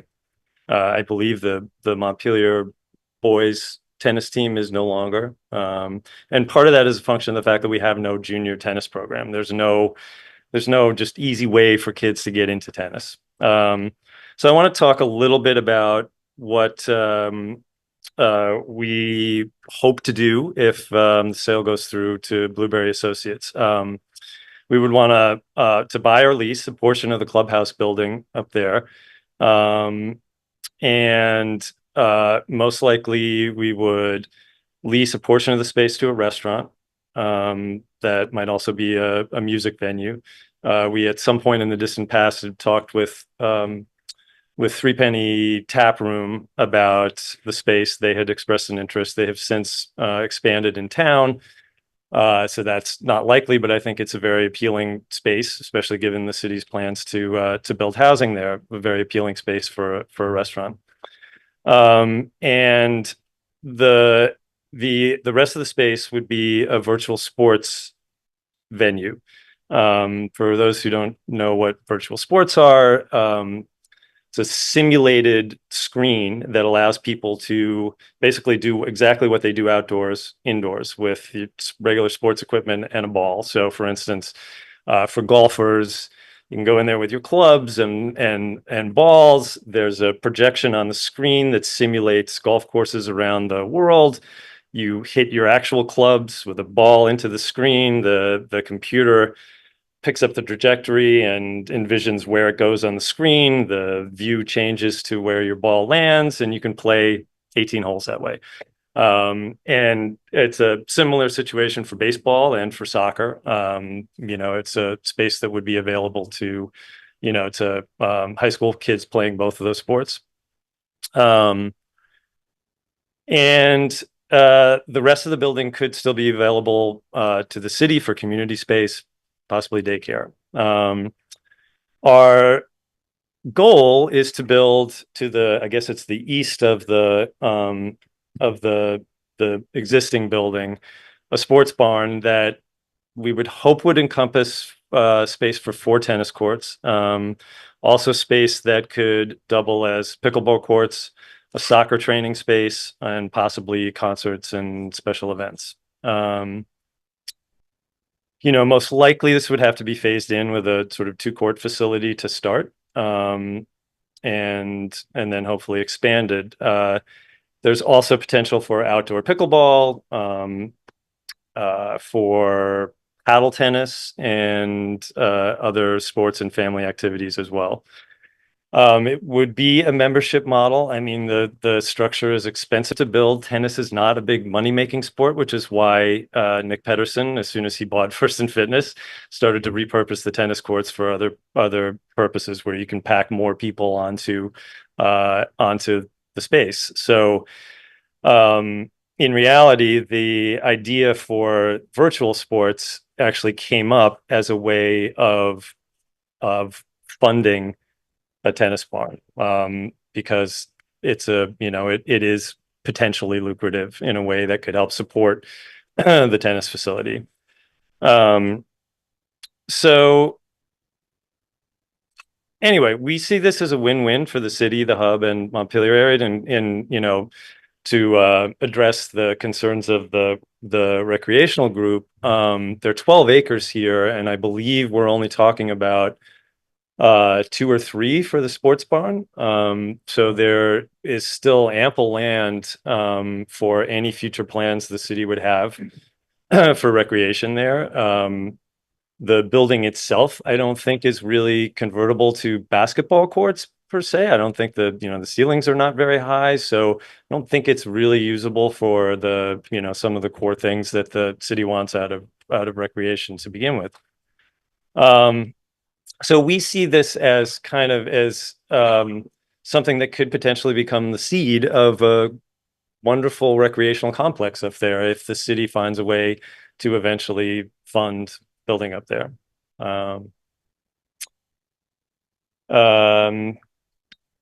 That's our pitch. Thanks, Todd. Thanks for your Todd, when time. you said the roof isn't that high, you mean that the tennis barn isn't high enough for No, basketball I mean courts? the Or existing do you mean the current building? structure. Yeah. I mean, the recreational group, seemed really worried that you were giving away, that you would be selling away, property that's valuable for their recreational purposes. And, I think the building is really more about sort of community space. It's ideal for a restaurant. A lot of those facilities are already there. Virtual sports can happen in a relatively small space, but I don't think it would be functional for, larger recreational purposes.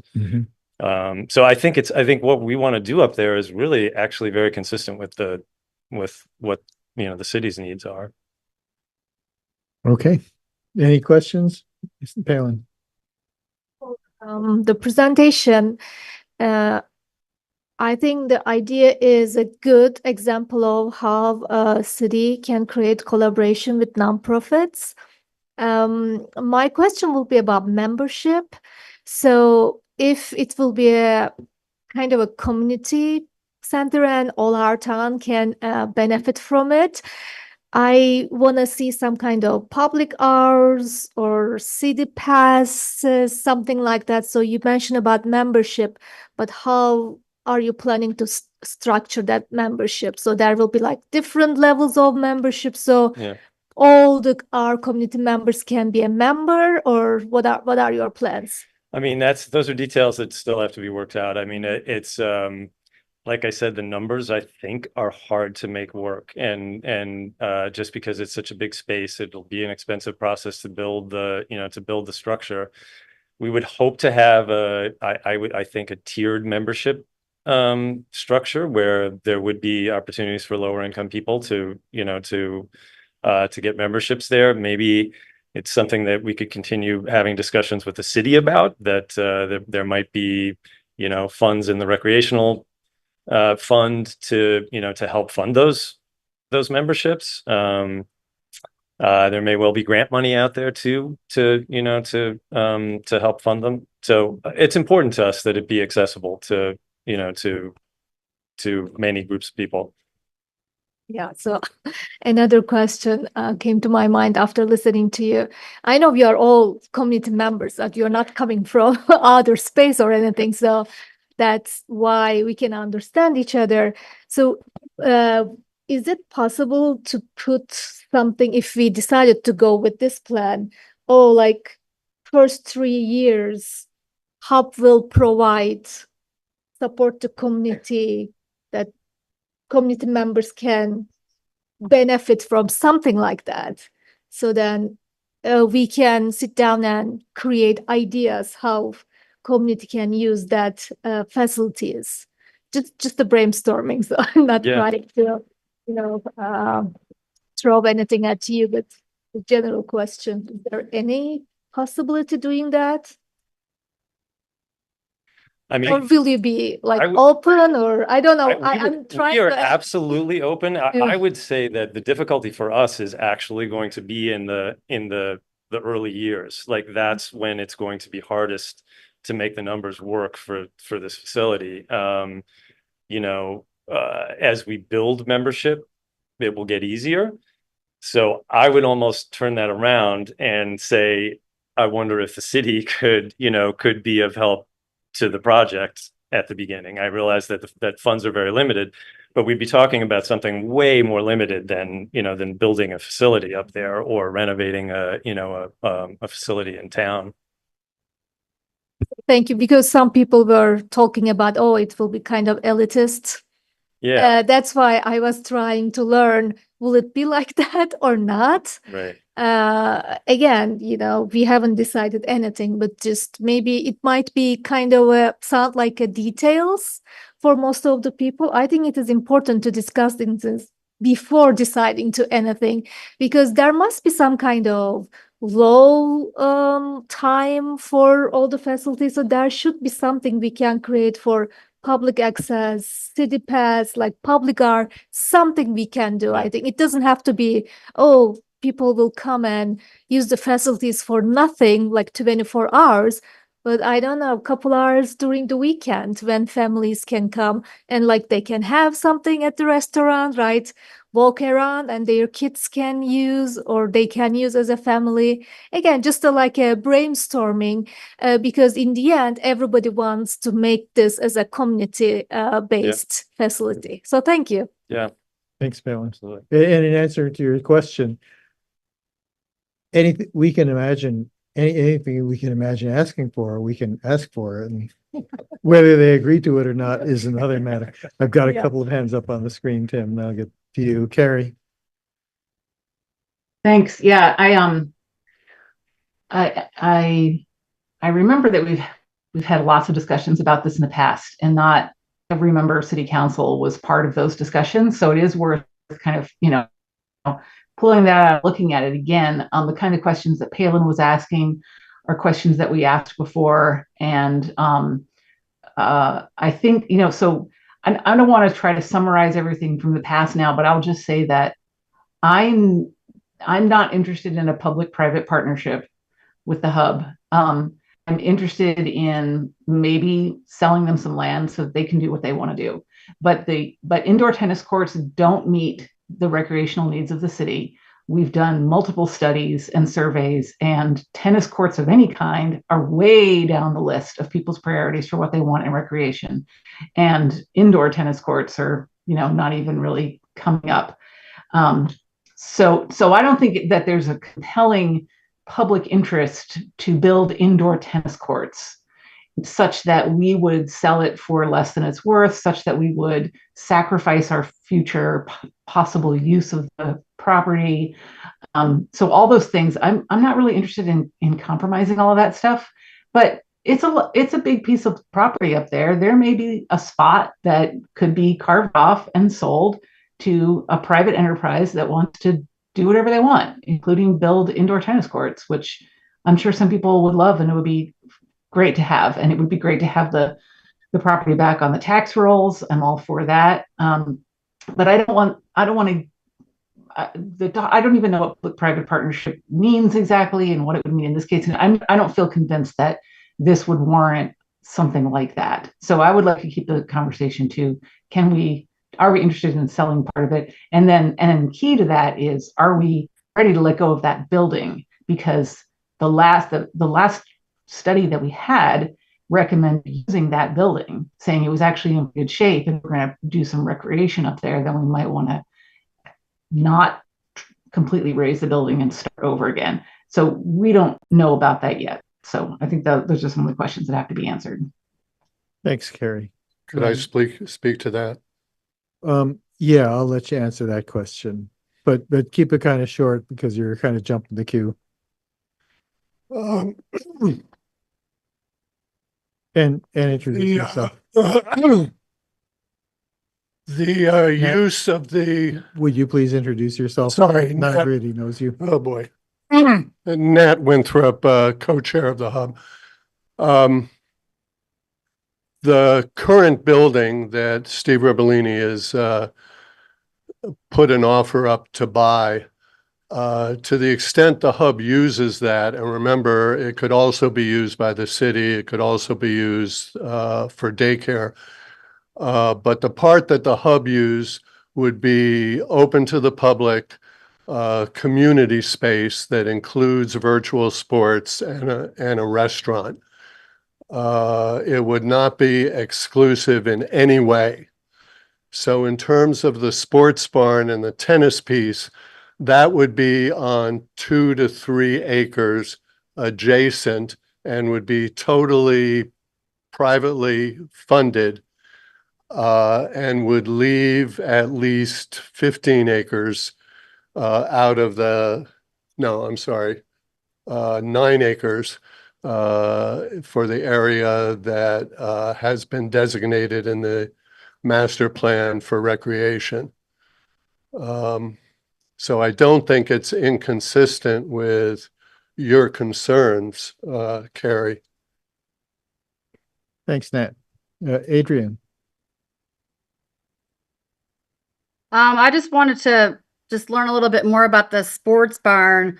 I think I heard this correctly, but I just wanted to confirm that you said that it was only going to be tennis courts, because there are barns that are out there that are modularly based that you could have tennis courts with basketball courts and pickleball to satisfy, more inclusive needs of our community that I don't think would be too cost prohibitive. So I was just wondering if I heard that correctly, and if you'd be open to that mix use to just widen up your audience a little bit more to be more inclusive of the needs of Montpelier. I think we're about to get an answer to that. Yeah, I think that's absolutely possible in a structure big enough for a forecourt, a forecourt size barn.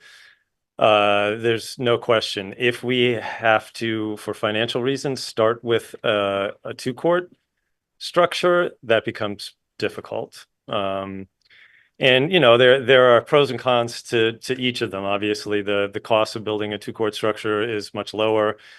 It becomes harder however, as you say, to appeal to a wider range of people, because you just don't have the space. So that's a decision that's still down the road. But absolutely, if there's a forecourt structure there, it could be repurposed. And I know that the Capital Soccer, for one, is right now sandwiched into just two courts at GMCF during the winter, and they would love to have a bigger space to practice in. Thanks, Todd. Mary. Yes, can you hear me? Yes. Well, just very briefly, Mary Messier from Loomis Street. I don't think this is something that should be voted on and decided really quickly. I agree with some other people who are saying look at options, and also would agree with Tori. She spoke to the value of looking at needs versus wants. What is really needed? There's many people struggling, many elders struggling with cost. Would there be transportation to such a place? That's public transportation, because it seems like we don't have good public transportation in many ways. We have it, and I appreciate it, and I use it, but also there should be bus service to any of these places that people can recreate, because not everyone can own a car or wants to own a car. What are the thoughts about membership costs?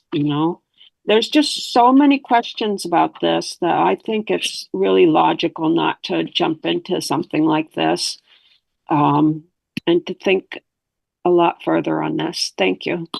Thanks, Mary. Hi, my name is Mike Vitti. I live on Berlin Street, and I appreciated the rec group sitting up here at the table today. I'm hoping that they can be more vocal as this process moves forward. We know it's been a long time coming, getting these reports together, getting the information. The Country Club Road property, I believe, was purchased as an investment to make a vibrant future for our community. And these large open parcels that are not in floodplains are almost non-existent in the city now. And while some community services and recreation can be provided in downtown spaces, not all of them can. Selling this prime portion of property isn't going to solve our budget issues. It's just not. That's my take. Sorry. I challenge those that think that renovating the existing Berry Street facility is a viable option. I have spent countless hours in the basement of that building while people are just walking up and down the courts, and it is challenging. So to have different events going on different floors, while people will call it a planned victory, you have people working out, people doing yoga, people running. It seems like a tall task to make that happen. We've heard estimates of $5 million or so, $6 million to renovate that space, not including grants that Councilor Alfano mentioned. But we've also heard that a new facility could be constructed at Country Club Road for roughly the same price, give or take some here. It's just something to help put this all in context. That facility on Berry Street has far outlived its life pretending to be a rec center. And while it could continue to serve the community in some way, recreation, I think, has changed in terms of what community needs are and sports activity recreation. It seems short-sighted to sell the most easily and accessible and developable portion of Country Club Road to the first unsolicited opportunity that has approached the city.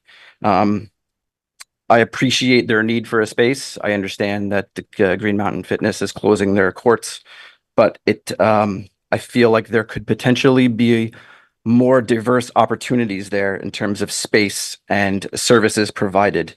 They mentioned the need for more indoor soccer courts. Baseball needs places to play, but not everyone can play on the same surface. And it's challenging to flip-flop those on a quick need-to-need basis. So I would argue that there should be more information gathered before we just assume people will want to play in a certain type of building. Thanks. Thanks, Mike. Steve, come on up. Nope. Hi, my name is Heidi Arias. I'm the assistant rec director, and I just want to something briefly. I wish we just finished our soccer season, and I just wish if you guys would have seen, we had over 100 kids in just the pre-K to second grade using our soccer fields up at Country Club. Not one person complained about driving. Lots of those families had multiple kids that had to go to Dog River and had to go to other towns to play soccer, and they loved that space. Lots of them were just wondering, what else is the potential up here? And if you go up that space on a Saturday or a Sunday or any kind of week, you see that whole field's filled with people, with walking dogs, to frisbee, to disc golf, to soccer, and the possibilities can be endless. We're about to do some Winterfest activities there.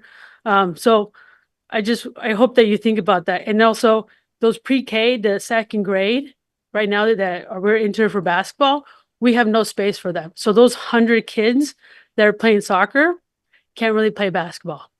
The only space that we have is very limited on Saturday, and not that much space that we can host 100 kids in a gym.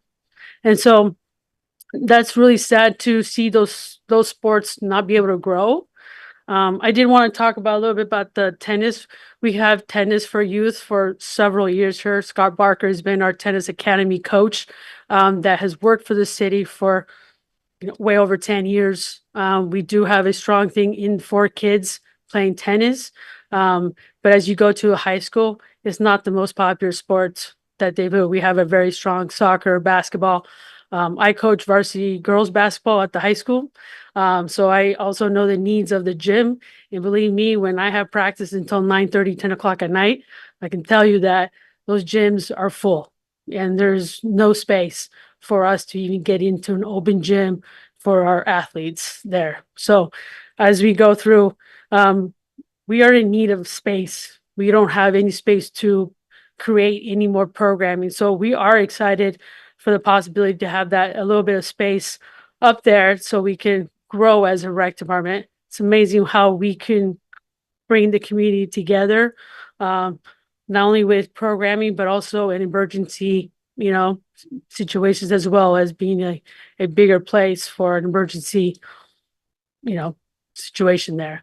So thank you for listening for me. Thanks, Heidi. This is very helpful, especially, we've spent time having city council meetings at the high school after we were flooded out of here. And it was always my impression that the gym wasn't full all the time. But so having your perspective that the gym is really getting heavy use is useful to me. Oh, yes. And both the ADs, they have expressed the multi-use. We do cross country at the Elks. They do cross country skiing as well up there. So we do communicate really well with the school. They have given us a lot more access to the gyms to provide some tournaments. So I do create those annual tournaments for our youth, but it's not big enough. I can only do very small tournaments, and I love tournaments.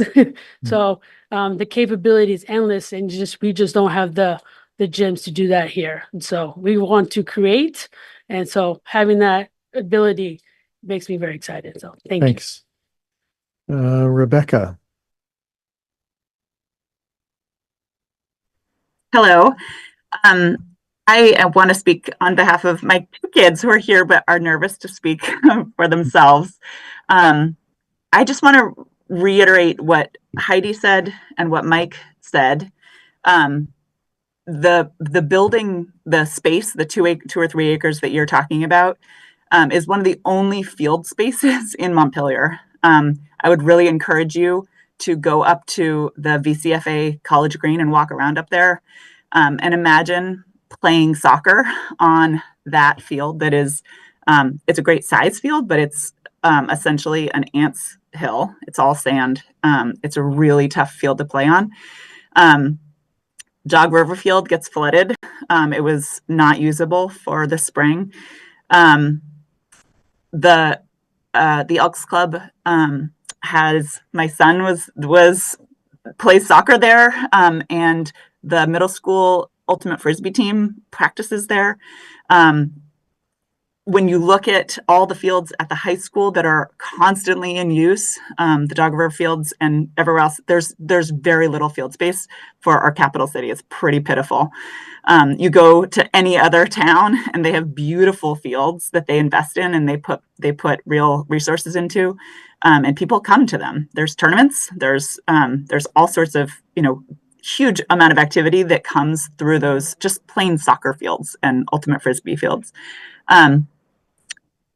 When we look at the fellow who was presenting, who said young people don't use tennis courts, why would we be giving away a resource when kids that are in our town that are so often forgotten in these bigger conversations, they're interested in tennis, in soccer, they're interested in futsal, they're interested in basketball. Volleyball is a rising sport. Let's invest in properties and ensure that we're not giving away our resources to sports that aren't used by a broader population of our town. Thank you. Thanks, Rebecca. Steve, haven't forgotten you. I wouldn't let you. So, Steve Whitaker, I think we're having 5 different conversations mushed together here. We've got a tennis club hub proposal on the table, which barely got a fair hearing. We've got a rec center discussion that's been going on forever. We've got a housing development discussion and priority. We've got an emergency homeless shelter up there. And I'm going to add the new one because we do have a growth center application in, which is going to necessitate a lot of planning that hasn't been done and an application for a new town center. And a new town center, I've been reviewing designations of town centers in the minutes from prior years. Bill was on that board for 14 years, I just learned today. And that may have something to do with why they're trying to allow Montpelier to get through with violating the statute.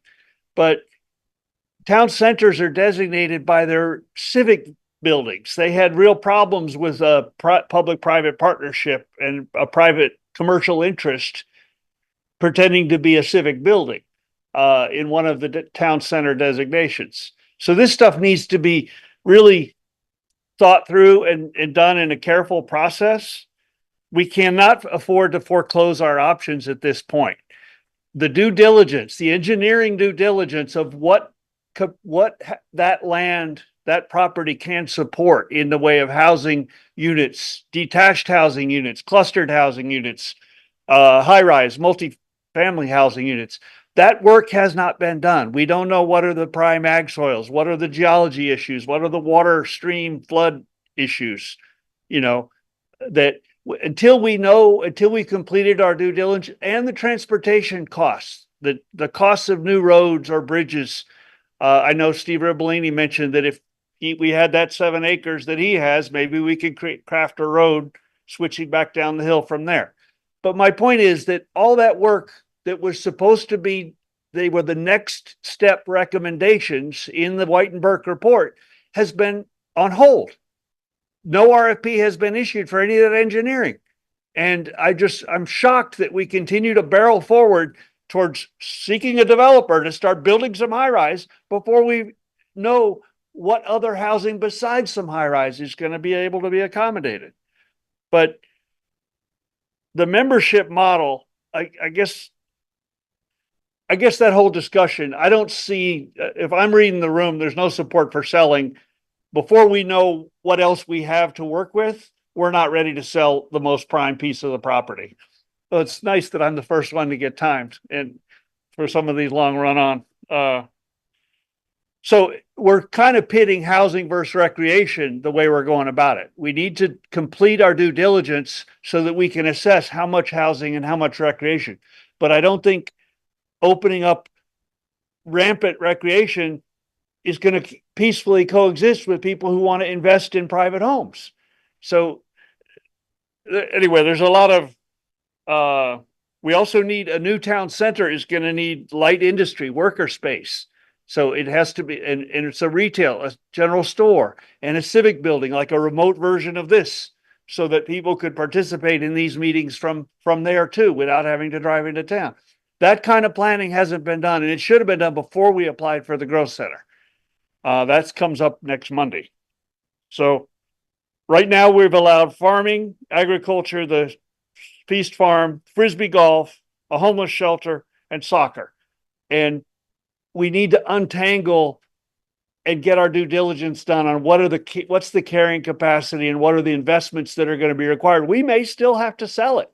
If you finish that due diligence and show the public what the costs of getting that ready to develop are going to be, the town may vote to sell it. But my point is that we have run off track on what we need to be doing to get these decisions answered. Thanks, Steve. Come on up. Yeah. Hi, folks. Sandy Fitztomb, 14 Loomis Street. I want to thank Steve for, where'd he go? Did he leave? Steve Ribellini. Yeah. Outside the door. Oh, okay. Because I think that he is making a very generous offer and it could solve some of the problems that we think face the site. Also, I want to, I'm really excited about a tennis group wanting to start a new business inside Montpelier. My boys played futsal and soccer and used indoor facilities. With global warming, it's hard to forget how incredibly precious indoor athletic space is. But I also understand the housing issue. My one point tonight is that the infrastructure onto the site is going to be a challenge. It's going to be a lot higher demand of stormwater as well as traffic than we now have going up to the Elks Club. And I think it really is important to get that preliminary design done, basically a master plan done as soon as possible, so that we don't lose opportunities like Steve and the Hub are suggesting. Blueberry. Steve's, I think, great offer is not going to last forever, but I don't know how we can leverage getting really solid master planning done really quickly. I think you were waiting for the growth center approval, maybe, I don't know. But if there were some way to do some, besides Montpelier funding it, getting some extra grants, getting people who have the ability to make some kind of contribution to get the sizable planning done of how are we going to get stormwater off that hill and how are we going to get traffic on and off the hill is really key before we figure out. For instance, it may be a lot less expensive to have roads go straight through rather than around the building. Thank you. Thanks, Sandy. Just to address what the question that you and Steve Whitaker just raised.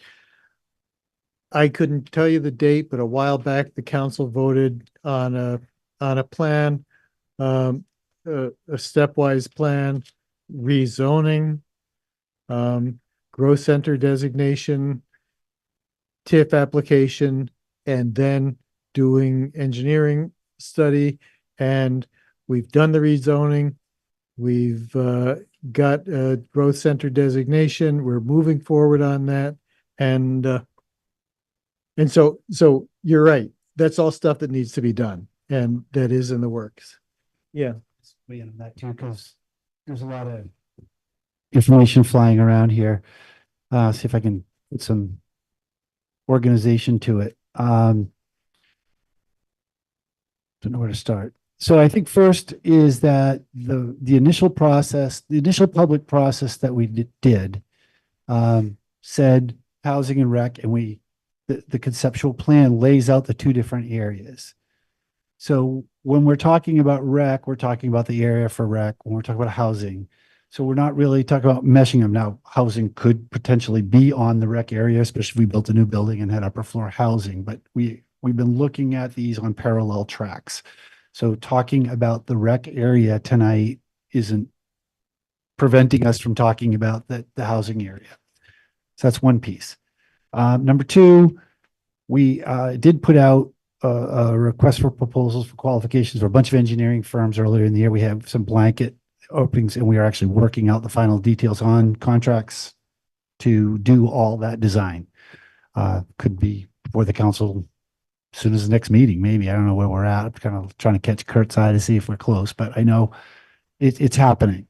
So that is in the works. That is designing all the water, sewer line, storm, road, all of that to get that laid out so that we will know what it costs and it will actually be designed, not just estimated. So that's happening. Number three, we are not seeking a new town center. That I don't know, where you got that, Steve. That's a whole different thing. It's a growth center only, which will then allow us, we could actually get a TIF district without the growth center, but it's easier to get it with the growth center. As you've correctly noted, we still need to have a plan. We need to have the map, and we have to have our city plan, our master plan designate this as a growth center. So the state has approved our growth center application. They're reconsidering it on Monday, likely to create a condition that it's not in effect until our city plan has adopted that, which shouldn't hold us up at all. We can still begin with the TIF project. So that housing piece is all happening as it should be. Now we're talking about rec. Two other points I just want to make, and this is not trying to argue for or against anything. I think there's, again, just because I hear things and maybe there's misconceptions. Number one, if we chose not to do the rec center, not to renovate the rec center for rec use and build a new center somewhere else, and that 55 Berry Street was then transformed into something else, we would not necessarily anticipate that the city would be spending that money. So that would, in that case, it would be transferred to parts of the state, downstreet, somebody like that, and they would be raising the funds for the housing, creating the shelter. So I just want to be clear, the city won't be paying twice. We won't be paying to build a new rec building and renovate. We're going to make a decision at some point what we're going to do, but we're not on the hook twice. The second thing, and I don't know if it's even relevant to this conversation, but I think it's just important to understand the history about the conversations between the city and the hub, because as I mentioned earlier tonight, the hub had actually been working with Steve Rubellini prior to the city becoming interested in the property and was interested in doing this project up there. And it was actually us who intervened and went to them and said, hey, if you're going to be building rec, should we be planning together so that we're not duplicating services? And if we're going to be building new facilities, again, recognizing in the opinion at the time was we shouldn't be investing on the Berry Street building. And so we initiated that conversation, eventually concluded that it made more sense for the city to own the property.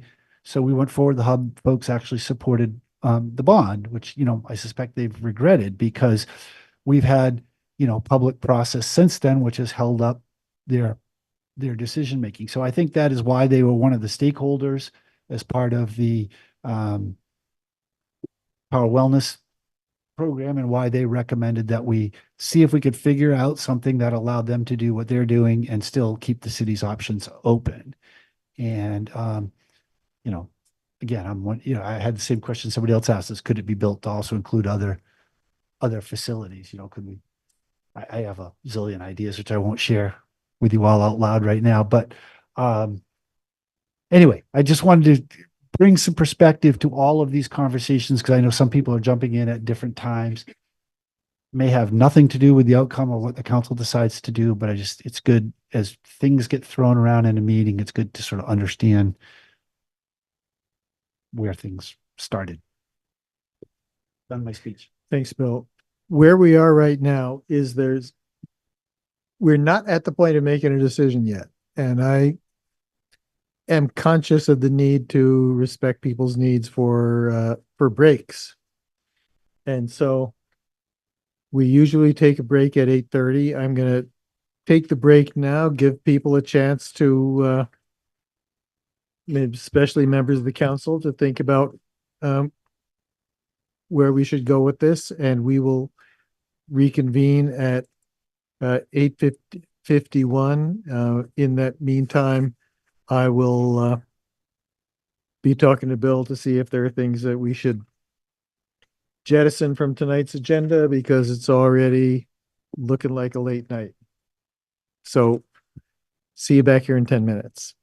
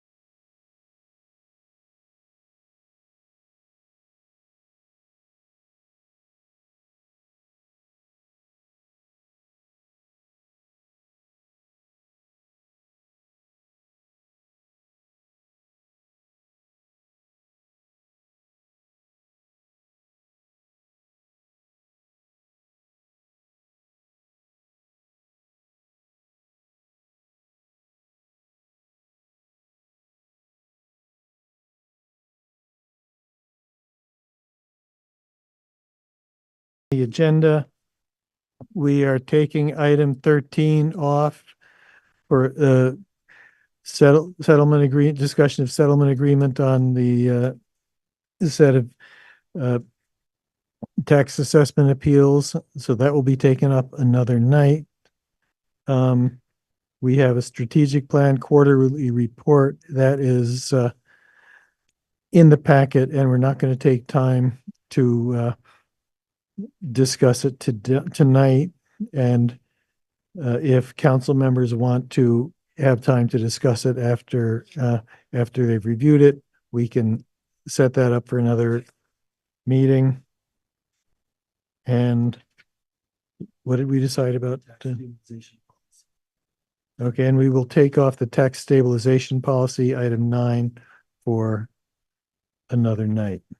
So if you're here for any of those items or signed up for any online for any of those items, you do not need to stay.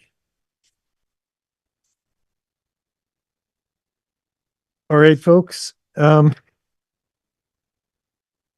of what we're kind of faced with deciding today is, do we proceed with the next phase of the feasibility study before we decide what to as to get us prepared to decide what to do with the property, with the recreation part of the property, and with the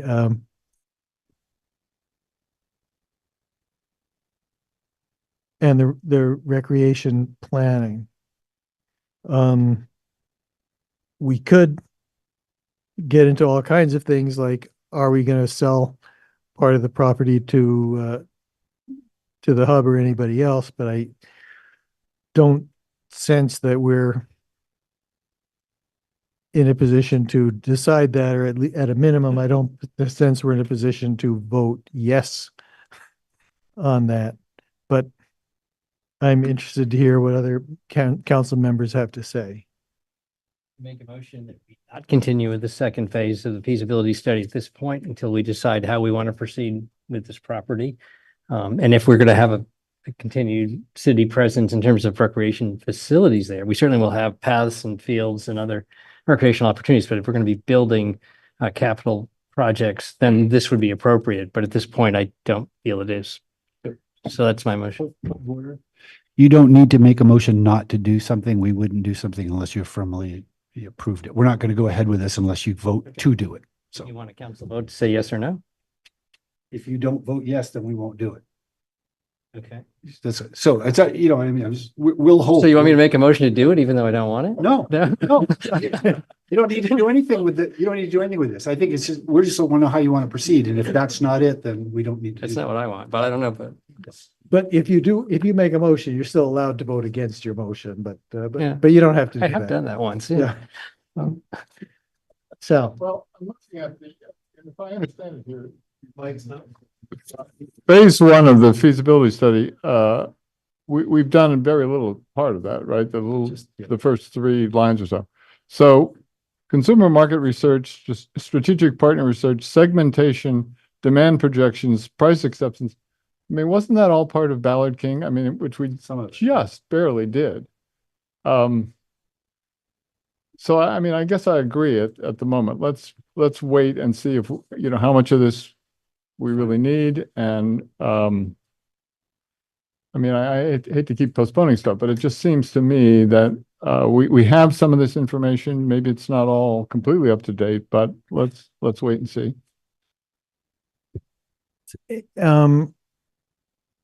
Anybody else who want to take a different position on that?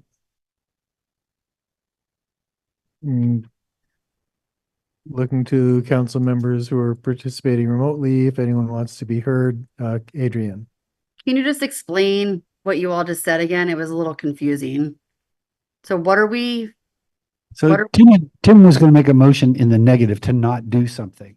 And typically you don't need to do that. You know, motions should be made in the positive. And so all I was saying is if you don't vote to do the rest of the phase 1, we won't do it. We put that out here and saying, So if you don't take an action to do it, that's why, if this was something we were going to do administratively, we would have done it and we wouldn't have asked you, but we put it on the agenda. So if you don't want to do it, just don't make a motion or vote against it or whatever. That's all. I was just trying to, and people are talking that maybe they don't want to do that, and that's okay.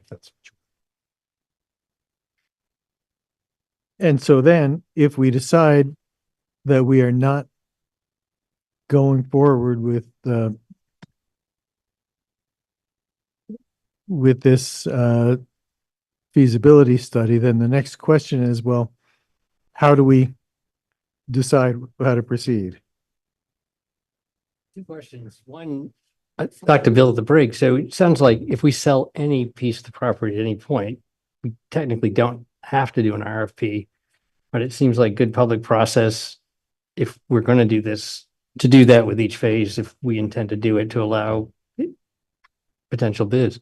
And the other question we got is, we do have a proposal on the table from the hub, which they've been in conversation with Bill for a long time. It feels like we at least owe them some indication of, is this a conversation we want to continue on with to see if it can work out? Or if there really is an interest in the council, it'd also be nice to tell them that now and let them decide where they go next. So for that, I would call for an executive session so we can discuss their offer and give them some indication of our thoughts on if this conversation is one we'd like to continue. So you are making a motion to go into executive session to discuss negotiating or securing real estate purchase or lease options pursuant to 1 VSA section 313A2. Correct.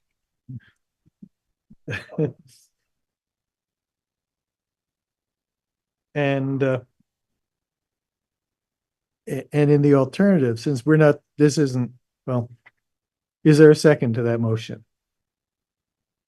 I'm sorry. Okay, all those in favor signify by saying aye. Aye. Any opposed? Okay, so we are going into executive session and we can decide who comes into executive session with us. Obviously, the city manager would come in. Is there any other member of city staff that needs to be here, Bill?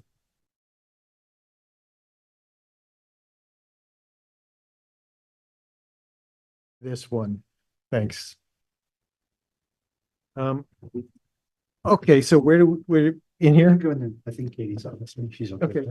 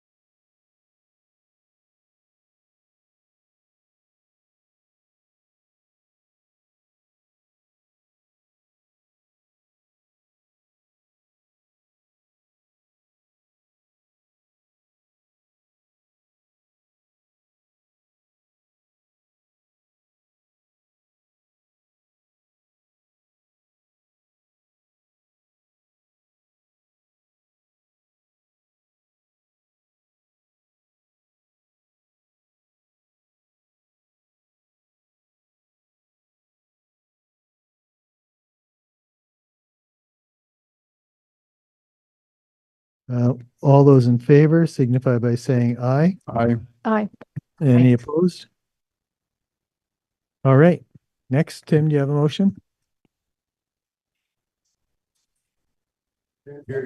Okay, for the city council to consider pursuing the concept of selling the building in about 3 acres, we'd like to authorize or ask the city manager to have an engineer assess the additional 7.5 acres to see if a second ingress egress road is possible on that site.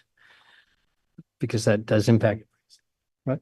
And the appraisal. Yeah, that's next. And then we also have an appraisal done of the property in this configuration to have a sense of market value. And if this all works out and moves forward, we will want to engage in an RFP process following that. So that's The my RFP motion. Is the RFP part of your motion or not? Yes. Okay. Is there a second? Second. Any discussion? All those in favor signify by saying aye. Aye. Aye. Any opposed? Okay, thank you. This has been a long but I think a good discussion given the complexity of the issues involved. Thanks for coming in, guys. And we are now up to item number 8, water resource recovery facility. There's people, I think, confused about what we just did. Oh, okay. So just to be clear, the council didn't make any decisions about which way we're going to proceed.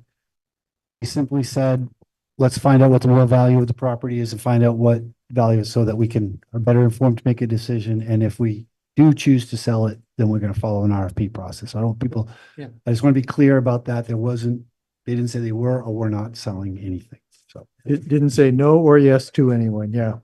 Question, clarification. Steve's offer is only good through the end of the calendar year. Yeah. This sounds pretty open-ended, like it could take months, and we really don't have months. Maybe I'm wrong that it doesn't have to take that long, but that's a question. it'll really be driven by how long it takes the appraiser to get the work done. But we got the whole parcel appraised when we bought the property, so we're hoping that We can gets see an a appraiser shortcut updated. to an appraisal of the smaller part of it. And what about a commercial appraisal of the building? I know Part of it. you're planning to do that as well. Yeah. Okay. Okay. Thank you all. Next up, water resource recovery facility. Kurt, you're up.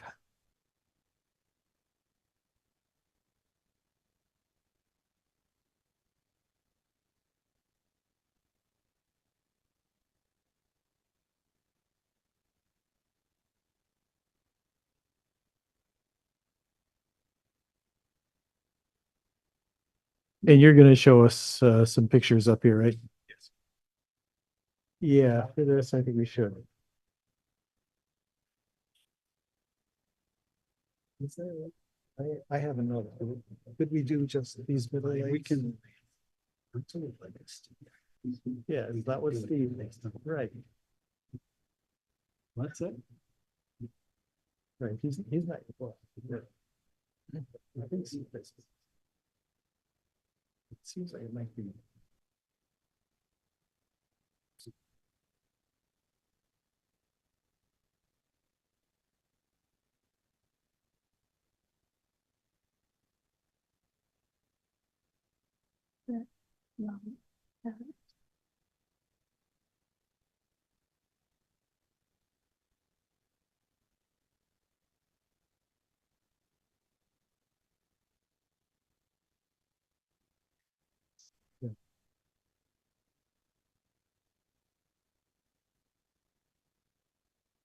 Okay. We can just use the mouse to wheel it. The mouse doesn't actually work, doesn't want to work today. touchpad. So yes, you got Okay. the touchpad. I'm gonna put those over here. Yeah.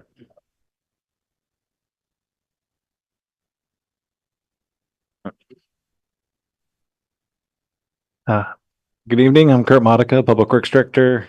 With me tonight is Colin O'Brien with Brown and Caldwell. He's a consulting engineer working with us on the Water Resource Recovery Facility biosolids drying project. We also have two other members of the Brown and Caldwell team online that will be helping us answer questions at the end of the presentation.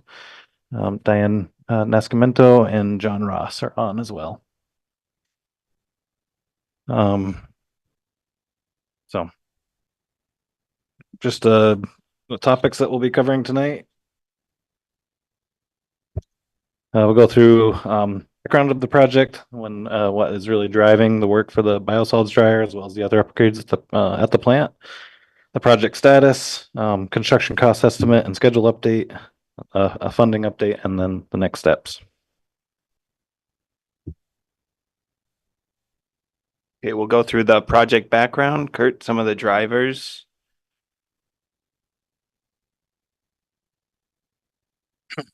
So the drivers for the project are need for more stable management of the biosolids, given regulatory uncertainty. So that's largely around land application of biosolids, as well as concerns with PFAS that are within the biosolids, which will likely become further restrict our ability to, or municipalities' ability to do land application.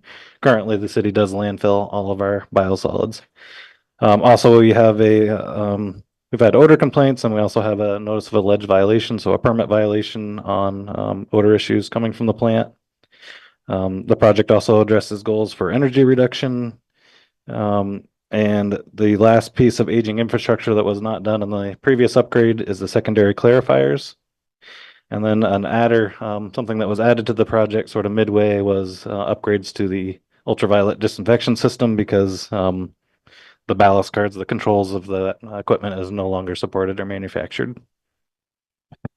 And then getting into some of the major project elements, the new biosolids dryer and advanced thermal treatment, you'll see that referred to as ATT, just for ease for the rest of the presentation.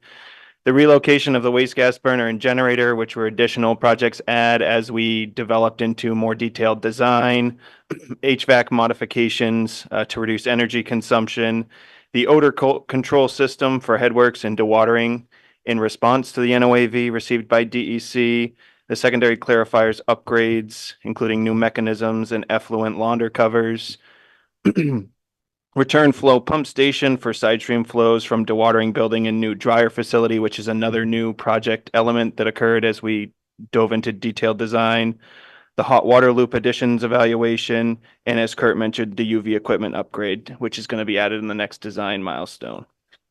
And for benefit of people who may not be following this intimately, you use the initialism NOAV. Notice of alleged violation. Thank you, Mr. Mayor. Getting into the project status. So just to give some background before I get into this slide too.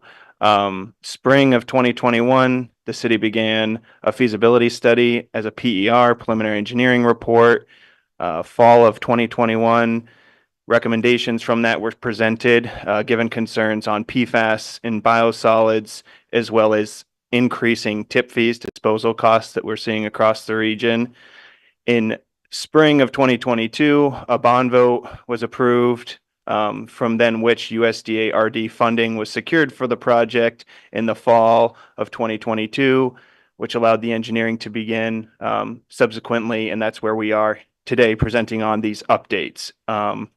As far as where we are at with the selection of the ATT equipment, we have issued an RFP at the end of June on schedule. We received bids at the end of July, which was on schedule.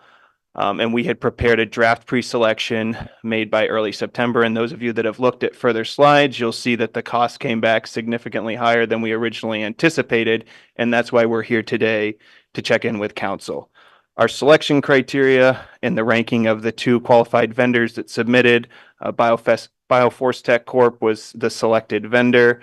The ranking criteria that we developed with city staff, DEC, and USDA are there as well. So kind of to put the bow on that timeline that I was describing, we have vendor proposals and are ready to make an award recommendation.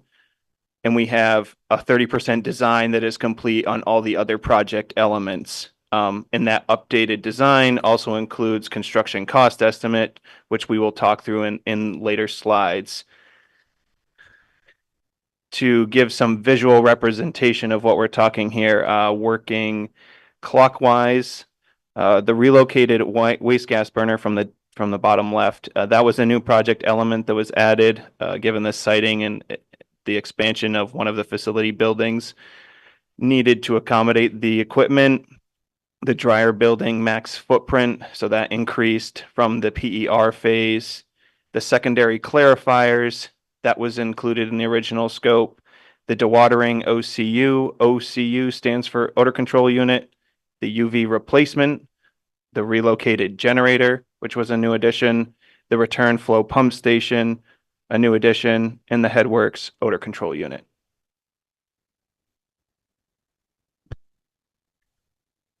So one of the things we decided to look at with this project, which this was actually partially funded through a Efficiency Vermont grant, is to look at expanding the heat loop at the plant and also look at connecting the heat loop to the Public Works garage.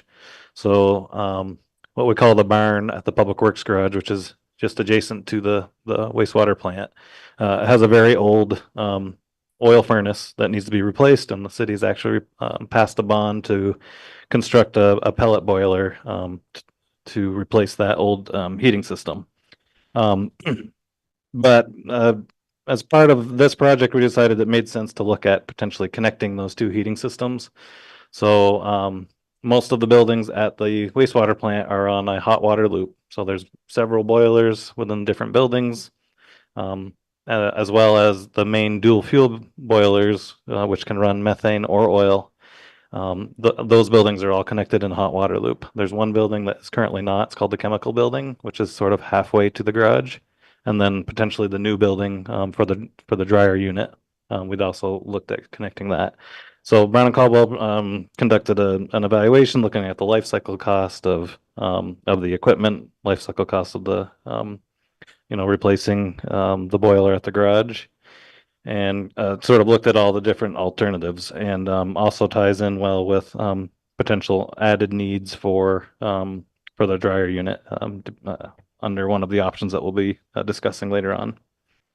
So that would also allow for bidirectional heating. So we could send heat from the new pellet boiler located at the equipment barn at the garage to the plant if something went down there, or if we had excess methane, we could bring that renewable energy to the garage to heat the barn building, the equipment barn.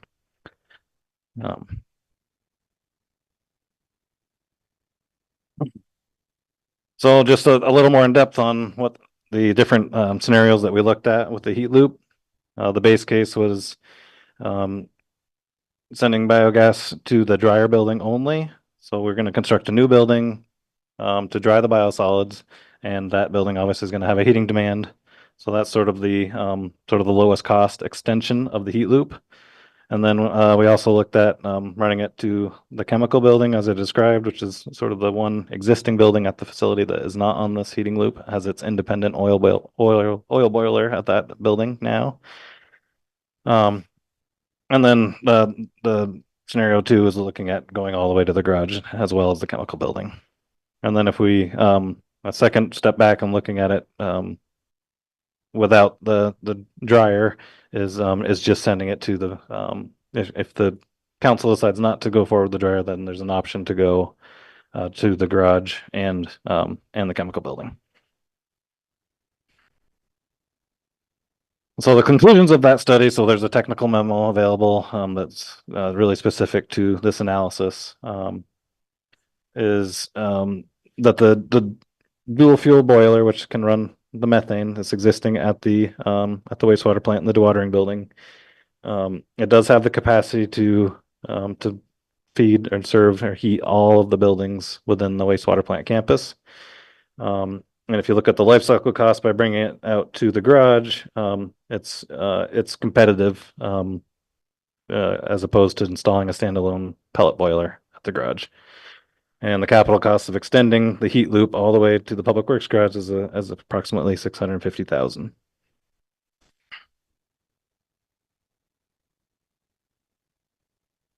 One other sort of curveball that has come across as we're working through this project is that we have received our draft new discharge permit for the wastewater plant, water resource recovery facility. And in that permit now we have new limits for ammonia and nitrogen, which we've never had before, as well as arsenic limits that we've never had. And essentially we have 5 years to meet these new limits.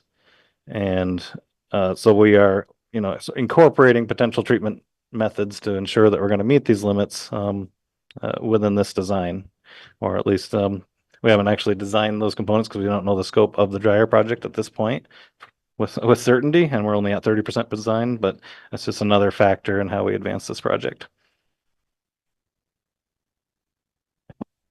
Okay, moving into the construction cost estimate and some schedule updates. The current bonded amount, when I was laying out that timeline, was 16.4 million, with a remaining bond from the phase 1 improvements, the WRRF, of 4.9 million. Pending the bids that we received from the 2 bidders, as well as an updated construction cost estimate to now be reflective of a detailed design, the total project cost came in at $32.4 million, which is much higher than we were anticipating when this project was originally bonded. We broke this out to identify approximately $22.4 million attributed to the dryer and ATT facility, with $10 million all other project elements. So that includes the elements that are included in this design that came along the way as this project advanced in this milestone. Some of the reasoning for that cost increase, the escalation from the time frame that it took to establish that PER, get a bond vote, and then move to this design played into that. Updated equipment quotes. This is reflective across the board, right? For the RFP that we issued for the ATT, as well as all of the additional equipment that was either added or needed to be updated to be reflective of 2024 pricing. Further development of design, right? We were able to do our geotechnical investigation at the plant, as well as a detailed survey, as well as an underground utilities investigation that gave the city staff and my engineering team a lot more information of what we were working with at the facility. And then some of the time delays that played into this was obviously there have been 2 significant flood events during the duration of this project so far. We included this in here just to provide some context to the increases, so I won't step through every item. We're more than happy to go through this during the Q&A period, but the column second from the left is the cost for some of these detailed projects elements as of the September 2024 estimate. The one to the right of that is for the June 2022 cost estimate, and then the delta, the increase of that, is the column to the right of that. Again, for this slide, I will not step through every element of these charts. This is the same life cycle cost that was presented when we looked at the project back in 2021, 2022, and the bond decisions were made. Key columns to take note of is the status quo. So you'll see there's a Casella disposal cost as well as market rate cost, and we'll get into this a little later on in the presentation. But right now, the city receives significantly discounted disposal costs in comparison to what the market cost for those disposals are. So as we talk about life cycle cost and the benefits of this project, or some of the benefits of current disposal options that the city has, we wanted to be transparent on those different life cycle figures, which are obviously vastly different when you look at those 2 options. Project schedule, just to show, when we started this project, this detailed design portion of the project in 2024, we have moved along as best as we can on schedule. The only delay that we've seen to date is making a recommendation on the ATT technology, which again was paused because we wanted to have this discussion with council. Funding update, Kurt. Yep. So just to review the funding for this project, We do have a USDA grant. It's approximately 3.5 million. That is for both East State Street and this project. So we haven't decided exactly how that grant funding will be allocated between the two projects, but there is that. We also, with the USDA loan funding, it's low interest, 2.3% approximately interest rate, which does help over the 30-year loan term. There is emerging contaminant funding, grant funding through DEC, but that's only if we continue on with the $32 million project, which actually deals with the PFAS and the biosolids. That's only, and the funding for that is limited to 2 million over 2 years if we were to be awarded the full amount. As Colin mentioned earlier, we have from the phase 1 upgrade project, we came in under budget on that by approximately 4.9 million with the grant funding that we received on that project, which we have had a legal opinion that that has determined that that funding or that remaining bond amount could be used towards this project. There's also an opportunity to adjust our rates for external hauled waste, so septage that's brought in, municipal sludge, high strength waste. All of those fees could be potentially increased to help cover the cost of this project. And then at some point, potentially we could modify our leachate revenue. Right now, if we raise leachate rates, they raise disposal rates. And so there's no net gain currently. But if we were decoupled from the disposal needs by advancing a dryer project, that would potentially open up some options for the city for leachate fees. There's also an agreement with Energy Systems Group, ESG, that constructed the phase 1 project under design build. Some of the work they did has contributed to the odor violations that we have on the project, so they have agreed to contribute to the cost for some of that work under this project. And then not on this slide, but the town of Berlin also through our contract with them contributes approximately 10% to capital upgrades at the plant. So that will reduce the total project cost by that amount.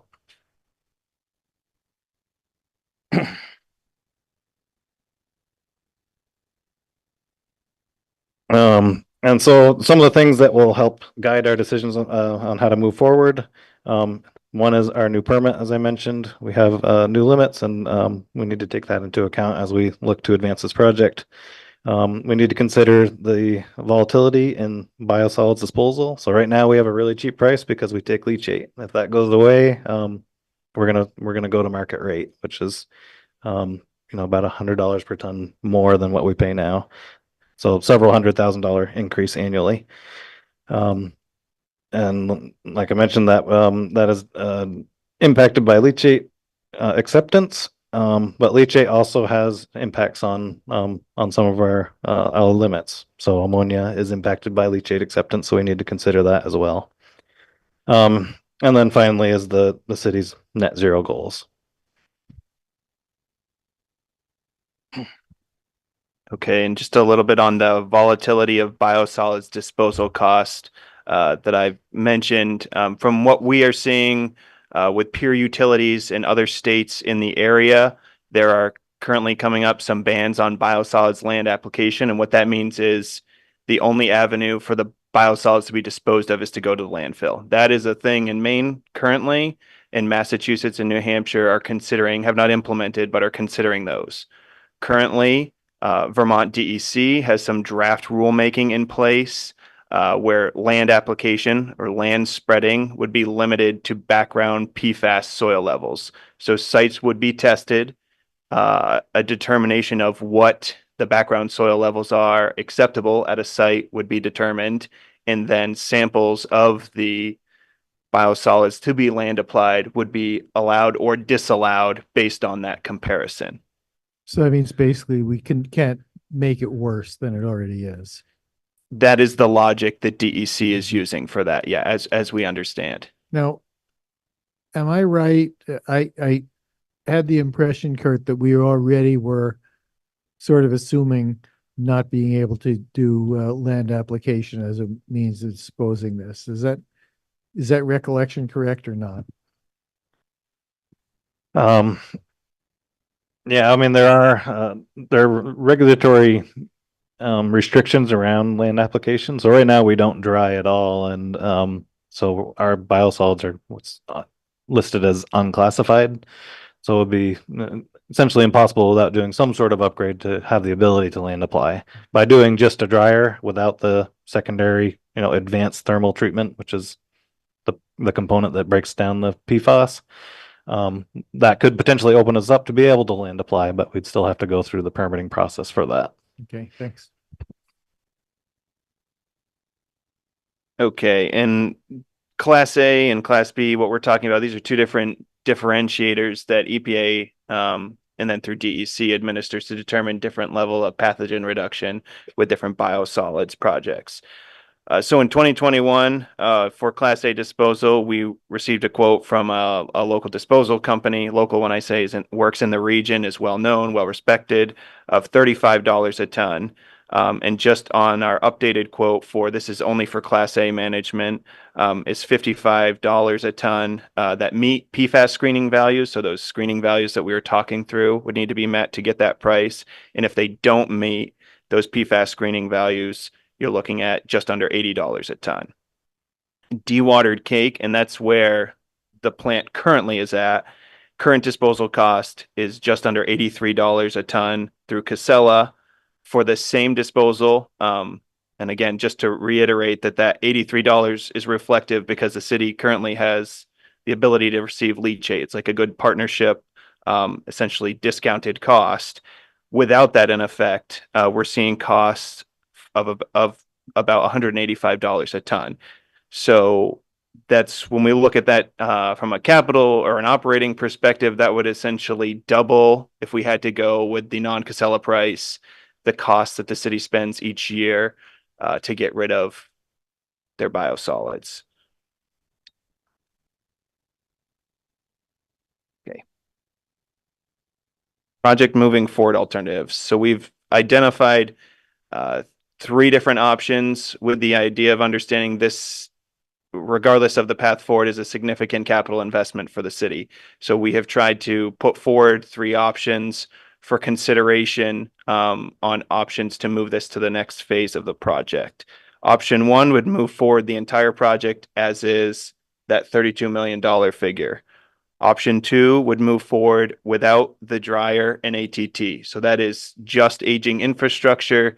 That leaves the discussion for biosolids and the future disposal of that as kind of an unknown. Option 3, we would need to delay the project about 3 months, move forward with the dryer, and pause to reevaluate ATT. And we're going to get into these options in more detail. Option 1, move forward with the entire project.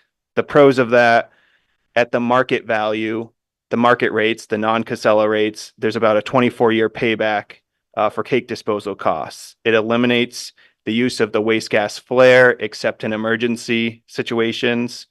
And the project has a pretty substantial greenhouse gas emissions reduction that it would see, mainly based on the reduced biosolids that would be going to the landfill. It provides the most flexibility and risk mitigation from biosolids disposal, and as Kurt's mentioned, it addresses the PFAS concerns. The cons, it requires a second bond vote in March of this year because we don't have enough funds in place to cover the entire value of the project. It would require, in that same approach, pursuing additional grant funding, like Kurt mentioned, the CEC funding, contaminants of emerging concern that are out there. If the city does move to go in this direction, we would want to pursue those grant funding. It would increase the city's debt, and it would delay the entire project schedule by 3 to 6 months because we would not want to advance the project until we had secured the bond vote.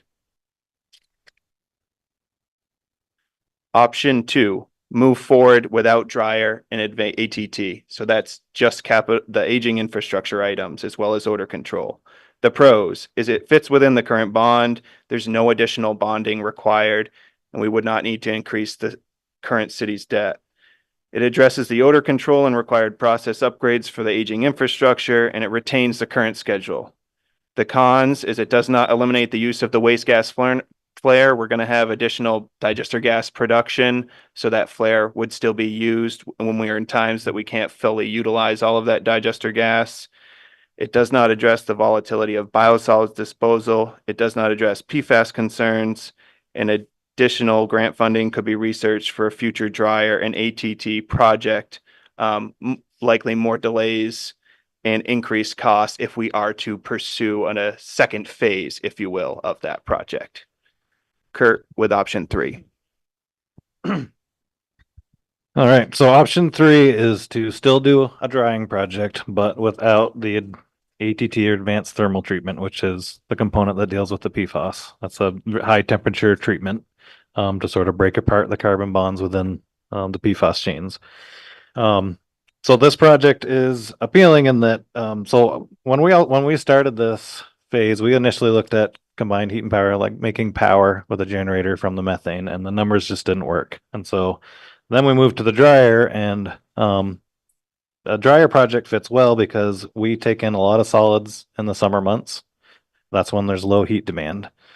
And so this would allow us to utilize the methane for drying in the summer months at a more palatable project cost. But it does not deal with the PFAS. But it does set us up for being able to add the secondary treatment, the pyrolysis or gasification, which deals with breaking apart the PFAS chains at a later date. So we can still keep that on the table. So a pretty short payback. If we were paying market rate, not taking leachate, it's a 13-year payback. Well within the terms of the project cost, which is a 30-year term. We're still going to reduce our biosolids mass by 80 to 85%. So most of what we send to landfill right now is water, and this project would take the majority of that water out. Right now, we have 23% solids going to the landfill, and this would bring it up to like 85 or 90%. So in turn with that, you pay by the wet ton. So it's all scale based disposal at the landfill. So you reduce that water weight, you pay a lot less for disposal costs. And as I mentioned, this sets us up for the pyrolysis system to deal with the PFAS at a later date, hopefully when there's more grant funding available, because this is where things are heading. It's just the cost is really tough to swallow at this point with $32 million. And if we utilize the existing remaining bond amount from the phase 1 project, we do not have to go back out to bond. So the delays on the project are really minimal. We have to rebid equipment because we go a different route. The first equipment we bid, it was with different types of drying equipment. So one was a bio dryer, so sort of these big bins like compost bins, and the other bid was with a drum dryer, which is a flame that shoots into a drum spinning, relatively quickly. This project, we're looking at a belt dryer, so it's kind of like a big pizza oven. It's pretty simple, and it's much lower cost than the dryers that were submitted on the first equipment bid. And so it seems like another way to just reduce costs is that the dryer itself is quite a bit less expensive than the bids that we got on the original equipment selection. So the downside is 3 to 6 month delay. That's to do that new equipment bid. Doesn't take out the PFAS. And we really there'll be external heat source needed for this because you're not recapturing the energy within the biosolids. So that's really why we're looking at adding the pellet boiler and tying it into the plant so that we have a renewable heat source to supplement the heat needed for this dryer.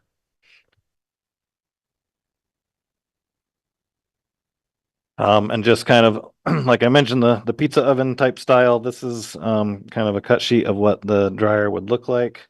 We would still need a new building to house this. And you can see on the left there that we'd sort of selected a spot that we could, in the future, add the advanced thermal treatment to deal with the PFAS under a separate project. And then if you look at the payback numbers for this project, worst case, if we were not worst case, but if we were to maintain our reduced disposal costs for the entire 30 years or more, the payback time would be 38 years. That's honestly kind of unlikely given all the regulations around our discharge permit and leachate treatment. It's possible, but I don't know that. I think it's unlikely just given all the variables that we would maintain our current disposal system for that long.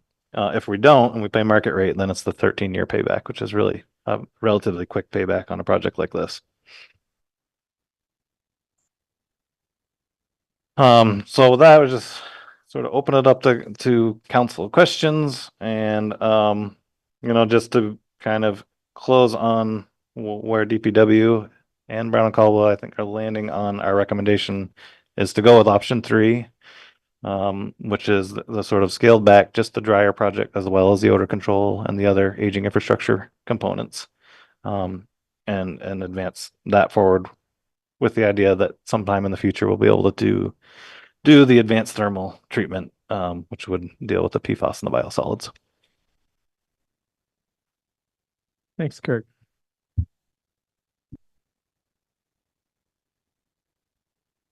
Folks, any questions? I know I probably have some, but I'll let someone else go.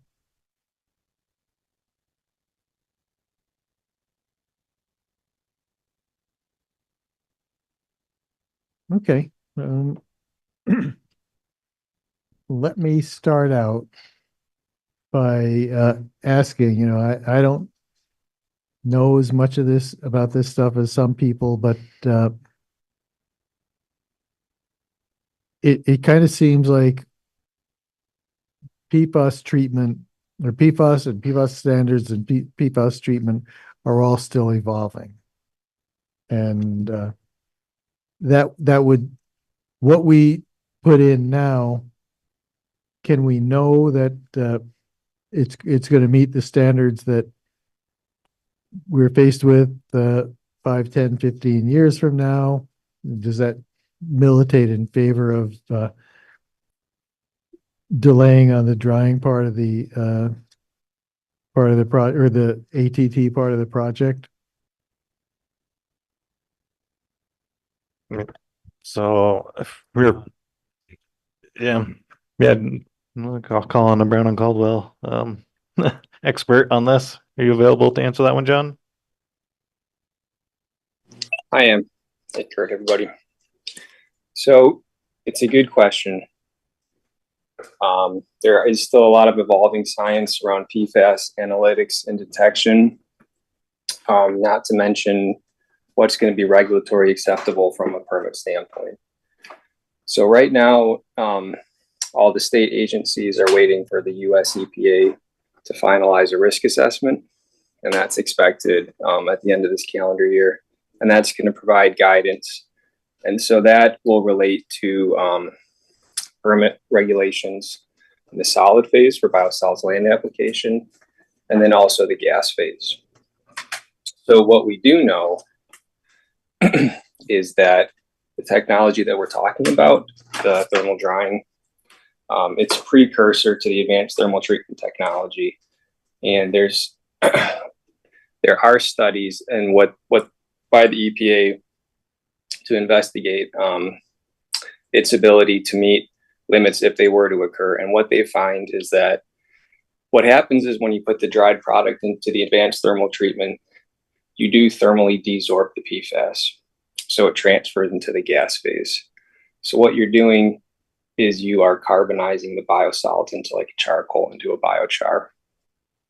And so the US EPA has published data that shows that PFAS is removed to non-detect levels. So it's then transferred into a gas phase, and the pyrolysis unit has a thermal oxidizer, and that combusts the PFAS in the gas phase. And that will destroy it to levels that there's bench scale testing and full scale testing that show essentially that is the best option we have for control of PFAS in the gas phase. So it's been permitted as a best available control technology, but also Michigan just permitted with an actual PFAS reduction level for the gas phase for a thermal oxidizer. So for all intents and purposes, the ATT we expect is the best available control technology. And so if you put in a dryer with ATT now or without, that is the first step in this process. So the dryer does get you to that first level, and then the ATT right now is the most promising option for PFAS destruction. So to clarify that, it sounds like you're saying that the belt dryer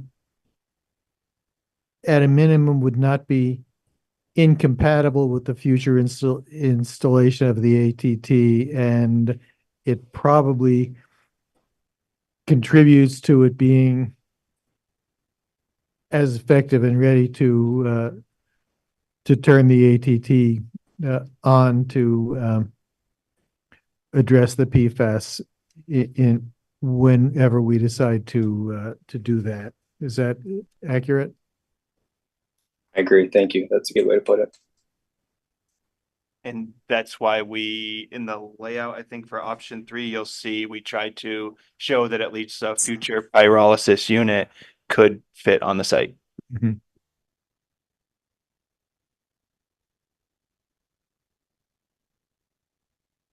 Sal, go ahead. We stopped taking leachate. That's a prerequisite for this or not? No, this is unrelated to whether the city Unrelated. takes leachate, other than the disposal cost is impacted by that decision. And I think that's just what we wanted to call to attention with the 2 different disposal costs, like how leachate, it might not be for decision today, right, for this discussion, but it plays into the cost of overall disposal. So this continues for us to have the option to take leachate. Yes, that's Gotcha. right. The decision or which way we go with dry or without, it doesn't impact our decision currently to accept leachate or not. Mhm.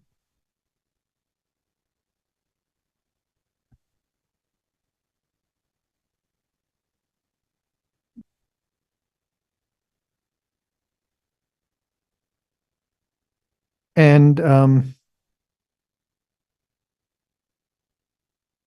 you mentioned some funding from Efficiency Vermont. Does any of these options either use the funding from Efficiency Vermont or require us to not use and give back some of the funding money to Efficiency Vermont if we choose it? Yeah, so the contribution from Efficiency Vermont was to evaluate the heat loop, like to look at combining the hot water piping between the DPW garage facility and the plant. So we've already been awarded that money, and we'll be reimbursing it now that that study has been completed. We'll be requisitioning reimbursement. There may be other opportunities from them to contribute to the project. We haven't explored that in detail with them yet. If we can, utilize more of the methane, I think they may help with this project, but it's not going to be large scale based on our past experience. It'll be, relatively small numbers in the scheme of the cost of this project. Yep. And all the options accomplish the odor reduction goals. That's correct. And there an estimate of the how long the period would be between before we would reconsider the AT&T system? Is that just completely optional? I mean, what would sort of prompt us to reevaluate that? I think one of those drivers is the EPA risk assessment that John had talked about when that comes out the end of this year. Kurt and Brown and Caldwell have constant communication with DEC as well on this subject. So I think when we have a little better understanding of where they're heading, that would be an informative decision. I would also say the disposal cost option, if discussions on leachate and how those discussions progress, would also warrant evaluating this again. Kurt, anything else you'd add to that? Yeah, I mean, one of the things I've been talking a lot with DEC about is the need for them to help fund projects like this on a grander scale. We really need a lot more grant funding and to do this and really make it more of a regional project, not so specific to just Montpelier. Our facility is a regional facility. We take, probably 2/3 of all the septage in the entire state of Vermont, as well as some from other states.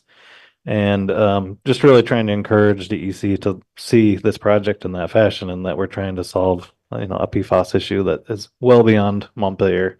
So my hope is that there's an opportunity at some point to get a lot more grant funding to make this project more feasible. This is kind of in a different sphere. another example of the homeless situation. It's not just our problem. It's a regional problem, statewide problem, but this at present, the state isn't paying us to fix it.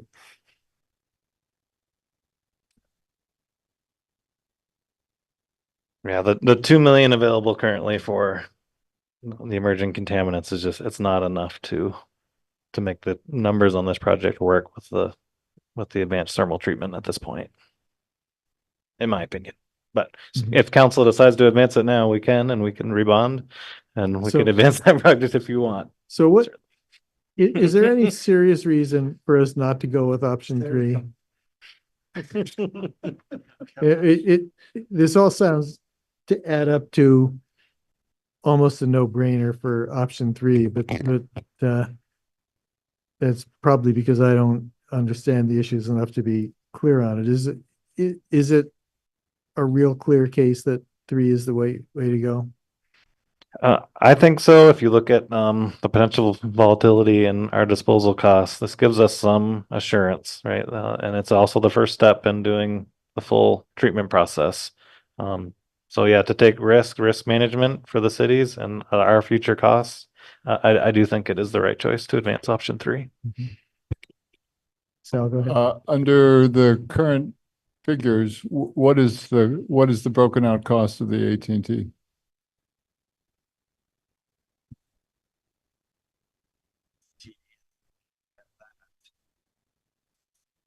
Or you mean just that as a separate project later on? What would that cost be, assuming it doesn't double again in 2 years?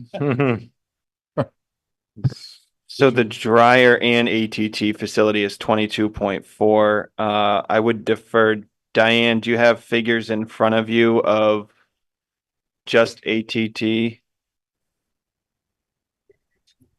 No, I mean, unfortunately, the bid from the vendors is everything lumped together, right? It's not separated. So we could take a guess. Go ahead. 22.3.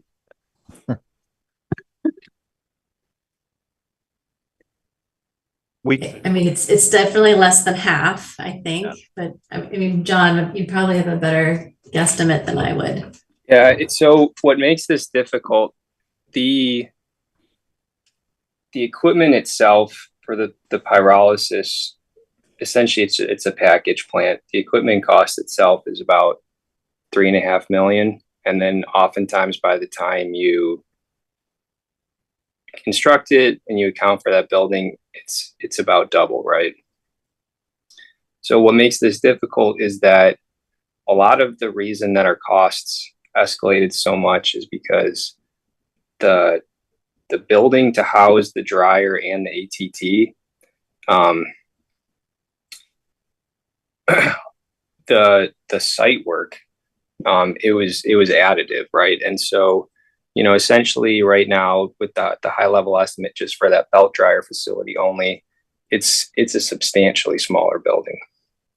And so that cost right now is essentially on the order of like 10 or 11 million, right, Diane? And so even though the pyrolysis process equipment and installation is roughly about 7 or 8, there's probably 3 or 4 million on top of that. That is the added facility cost. So I'd say it is about a delta of 10 to 12 roughly between just the dryer project and the dryer and ATT project, if that makes sense. 10 to 12. Okay. Anything else? Any members of the council? Lauren, didn't want to put you on the spot, but I do want to hear from you, so I'm glad you're raising your hand. Yeah, no, sorry. I'm not feeling well, so not able to participate. Great. But I think option 3 makes total sense. I mean, given how much of an evolving technology, I think they laid out well the issues with upcoming regulations that are evolving, like in parallel as the technology is evolving. I think even though, delaying means I'm sure we'll end up paying more if we do move forward with the same technology, but it'll give more time for more projects to hopefully come online and we can learn and make sure that this is the direction we want to go for the city. I do continue to have some concerns about what sounds like we're basically creating a gas that could have PFAS that then we're just kind of spewing into our air if we're not careful. So I just don't want to create a contamination zone. So I think having more time to study it and assess is actually prudent and good. So I'm happy with option 3. Lauren, that's great to hear, because in this area, I pretty much never want to be disagreeing with you on the ideas of what we should do. Anybody else? So you're looking for a motion for us to give you direction on where to go. Yes, that would be helpful so we can advance the selected design option. Is somebody ready to make a motion?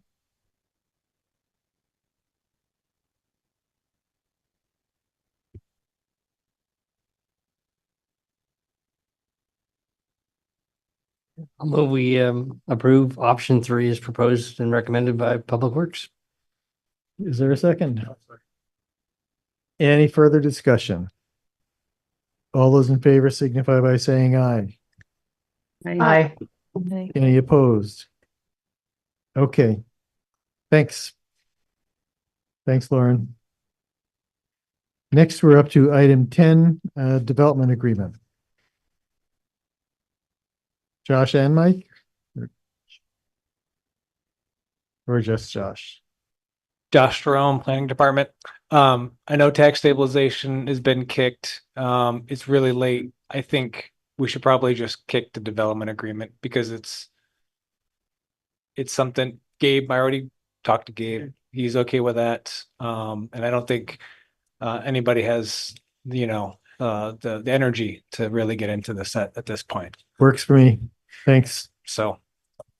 Item 11, preliminary budget discussion. So Sarah, you're the one who gets to wrangle the fatigued council members.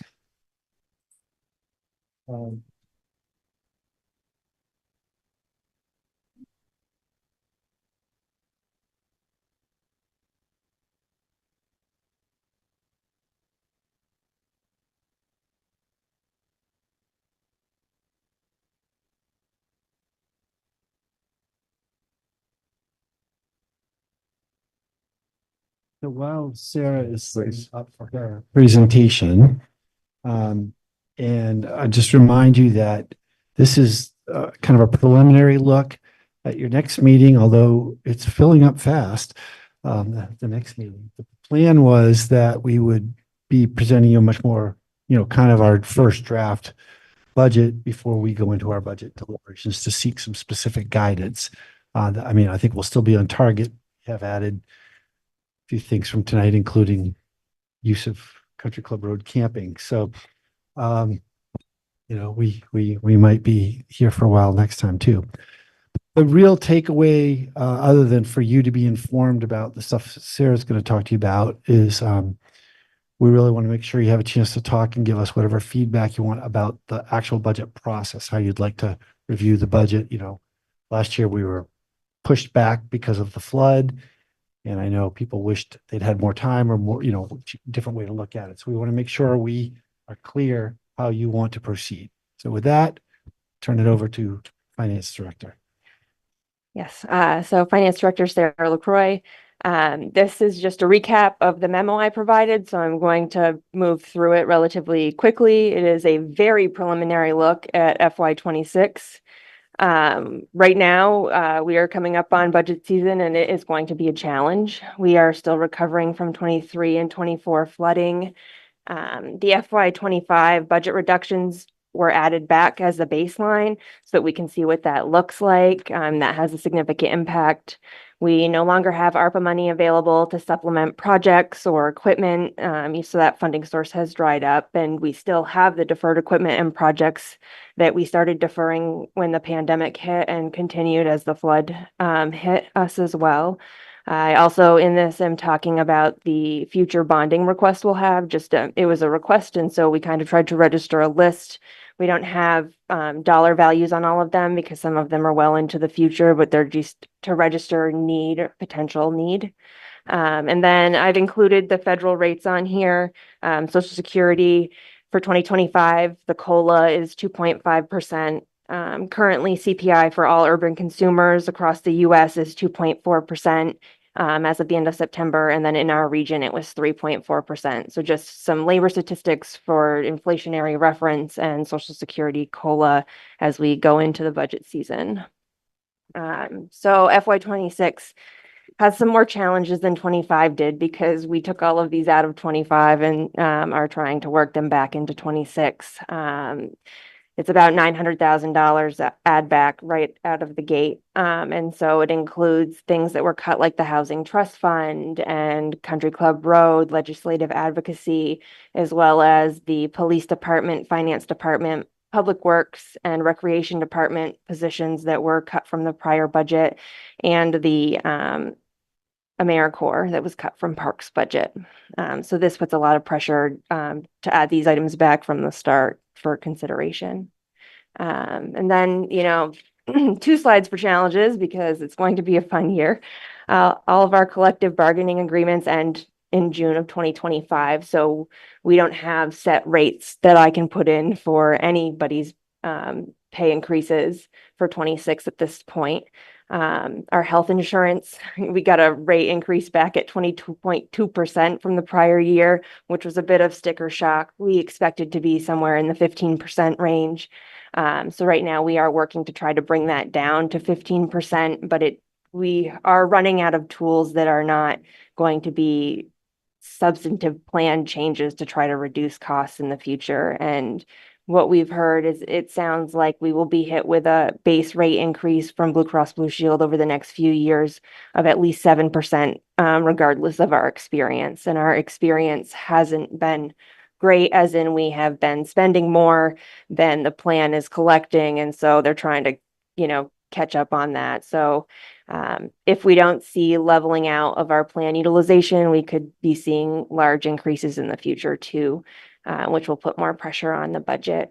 Sarah, excuse me, when you're talking about health insurance, I know where I work, we were looking at health insurance this year, and it looked like it was potentially around $130,000 difference between Blue Cross and MVP. Are we analyzing Yep. So that as a possible change? Yep. We've requested a quote from MVP to see what it looks like with a comparable plan. There is some risk that, they could be really appealing in year 1 and get us with the same increases in year 2. And we may or may not have the ability to flip-flop back to Blue Cross. So there are some logistical issues there, but we are investigating it to see if we can, gain any there. But I'm not sure, we just aren't sure at this point. Right now, I have started to build the budget, assuming health insurance is going up 15%. But I hope to know more in the next week or 2, because if I need to bump it up to 22 to give you the full picture, I'll do that. And then our VLCT insurance renewal increase is unknown. We've just worked through the renewal packet, and that was one that we found out about late in the budget season last year and had to come up with another $100,000 worth of cuts. I don't know what our increase looks like this year, but our experience hasn't been great. So I expect it could be sizable this year as well. And we have to start carrying NFIP insurance on the flood damaged buildings. We will start carrying them at the minimum amount, but FEMA will require us to carry NFIP insurance on the value they pay to fix these buildings. So it's been pretty clear that that is not an insurance policy we will be able to get. So I don't expect we'll have huge costs related to that. However, we will have to get waivers and jump hoops so that in the next disaster, FEMA will pay for any project damage. And then right now, the pressure is exceeding current inflationary rates, and that's being seen across all departments, operationally and in capital. We still have some reappraisal appeals that are hanging out there. as well as flood abatements that could come because they can come at any time to request that abatement. So we could still see asks for that will impact the bottom line. And then the IT services contract is up this year. And so that's a big unknown as far as what to budget for that. Because I just don't know what we'll get back in RFPs, but our current vendor expects a sizable increase. So I just wanted to prepare everyone for that because that, regardless of what we budget, we could still be hit with a change that is unfavorable after the RFP results come back. So then I moved on to the capital improvement plan. Most of the revenue downgrades we experienced since the pandemic started were absorbed by the capital plan. And so that has led to pent-up demand from the deferred equipment and projects, and it's caused aging equipment, which increased maintenance costs and decreases our trade values. So we're getting less for the vehicles we have, which is making the new vehicles cost more, on top of inflation is making the vehicles cost more. So we're kind of getting hit from both sides here. So we are working to rebuild the multi-year equipment and infrastructure plans we had to factor in the deferred equipment purchases and try to get to a steady state funding goal. I've been working with all the departments on the capital plan. We all met internally today, and the funding need is approximately 3.45 million for 26. That's a little higher than I had listed in my memo. And that's including a phased approach to getting paving up to a steady state of 1 to 1.2 million. I believe it's putting about 825,000 into the capital plan for 26, and it's moving it up. And so it's same with a phased approach for trying to get municipal buildings steady state. Right now I've slotted in 0.5% in 26 of all of our building values so that we start to have a buffer for the big costs, roofs, the things that are coming down to us that we just don't have any money set aside for at the moment. And so along with that, we funded CIP last year at 2.4 million. Our recommendation this year would be to increase that by 350,000 up to 2.75 million. But obviously, given the magnitude that we're seeing here, that's not going to be enough to catch us up.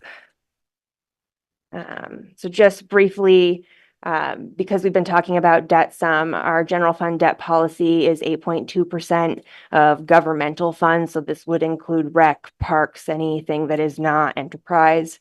Our current ratios are under the 8.2%, and with factoring in a conservative estimate for East State Street debt, we still are on the decline because we have other debt falling off. So that's good to see that we still have some free capacity for debt here, given our needs. This next slide is all funds, which has the 15% of budgeted revenue. And this one too, you can see even with a conservative estimate on East State and the wastewater phase 2, and I say wastewater phase 2, this is without the extra 4.9, so they will be a little higher than this. I did not factor that 4.9 million in here from the prior bond, but they still are also trending downward because of other debt falling off in these funds. And then I just wanted to note, I did not include the Municipal Climate Recovery Fund loan that we got from FEMA in this calculation at all, because that loan is being paid back with the reimbursements we're getting from FEMA. So it shouldn't have an impact on our debt repayment schedule. And then this is a listing all staff kind of pulled together about future debt. Obviously, we have East State and the wastewater plant on here that are already voter approved that are 7.2 and 16.4 million. We'll add the 4.9 million to the wastewater phase 2, as Kurt mentioned, and with the option you all approved. We have an aging tower truck that needs to be replaced. The community development agreement you were about to hear about tonight is another potential bonding opportunity. We have the stump dump, and we're not sure what that looks like at this point, so that could be more future debt. There's a big Rialto Bridge project coming. It's a state project. It's approximately $10 million. We are responsible for 10% cost share on that project, as well as there will be water line and related streetscaping work in our master plan. right? It's in the master plan, the streetscaping work. And so there will definitely need to be a bond for that, as well as any country club road development, recreation facilities, 3-acre permits, water line replacements, and other parks, trail use and extensions. And so it's a pretty hefty list. We just wanted to make sure everybody was aware of what could be coming in the future and give consideration to that in the debt policy. Finance is reviewing the debt policy. My plan is to bring that in the spring of 25 to you all to discuss changes. I think we should differentiate how we account for community development bonds and TIF district bonds in line with our capacity, which may involve adjusting capacity or setting, percentages that are acceptable amounts for council for those. So those are just some of the things that could be coming in the debt policy. So before you go off this page, Yeah. the one thing I didn't recognize on this page was 3-acre permits. Could you tell us what that is? That's the one I am not the best person to explain. Kurt left. And the people who could explain it are here, but it has to do with stormwater. Okay. And there are some significant City of stormwater Pike, names. 3 acres or more have to comply with state stormwater regulations, and some of those require, infrastructure to deal with Yeah. that. So obviously Country Club Road, the stump dump, some of our fields, some of our rec The facilities. Rec So- area, yep. Right. So we have a fare amount of areas that need to get 3-acre permits and then comply with the regulations. So some of those will need upgrades. And because we're working through that now, we don't know what those Mhm. will be because we haven't finished the Yeah. process yet. Are we on the hook for schools for that, or is that part of the school? That's them. Because we don't own, okay. Yeah. Gotcha. Yeah, we just wanted to register that this could be a need because we just don't know what level of work is going to be required and it likely will be sizable. And so really here, what we're looking for is guidance from you.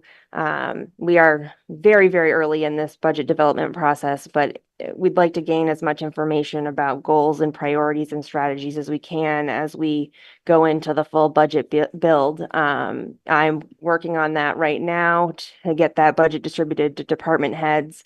They will need to review and make adjustments and submit their operating budgets for 26. Our plan is to put the general fund budget in front of you guys prior to our budget congress on November 13th. We will follow the next 2 days meeting internally to try to meet your recommendations and cut from the areas that you deem that we should cut from, or preserve the areas that are most important to you.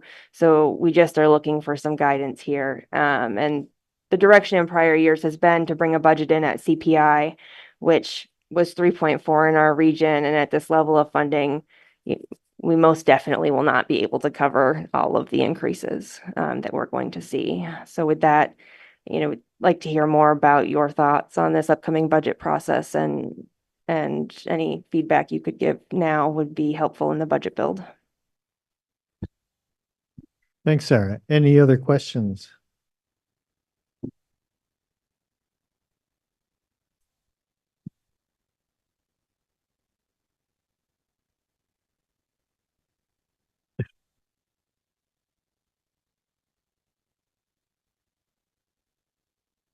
All right. Well, we had this discussion, don't everybody speak at once. We've had this discussion, and we had this discussion last year at this time or a little later in the year, which was the staff coming to us and saying, give us some guidance for what you want before we spend a lot of time doing it. And I don't think we gave them as much guidance as they were hoping for. And I think that was a source of frustration throughout the process. And so go ahead, Tim. You're within that 5-year state education funding blip. So basically, are we going to work a budget and then find out that the state's numbers are not favorable and they're going to be pushing us up like they have the last 2 years? I mean, the state, that won't affect the city's budget, but the state taxpayers, I don't know how. But there was an impact for us last year in terms of Was it common level of appraisal? Was it? Well, it has to do with school funding, right? Yeah, it didn't have anything to do with our funding, just the schools. The school funding. But it impacted the rate of our increases that we all encountered for our taxes. Yes, so if, in fact, it definitely impacts the school tax rate. Right. Right, so I mean, that's a policy decision that you all have to make, is how much you want to take that into account of the city's tax rate. That stuff doesn't affect the city's portion of the budget, other than the final bill that people get, obviously, which is big. I mean, I'm not downplaying that, we have no, Right. we don't control what they choose to do and how the school handles it, other than Mhm. It whether affects, we choose to accommodate their issues in our budget. it affects the bills that people get in the mail, but Yes. it doesn't change anything we're able to spend or required to spend on our side of the budget, on the city side of the budget.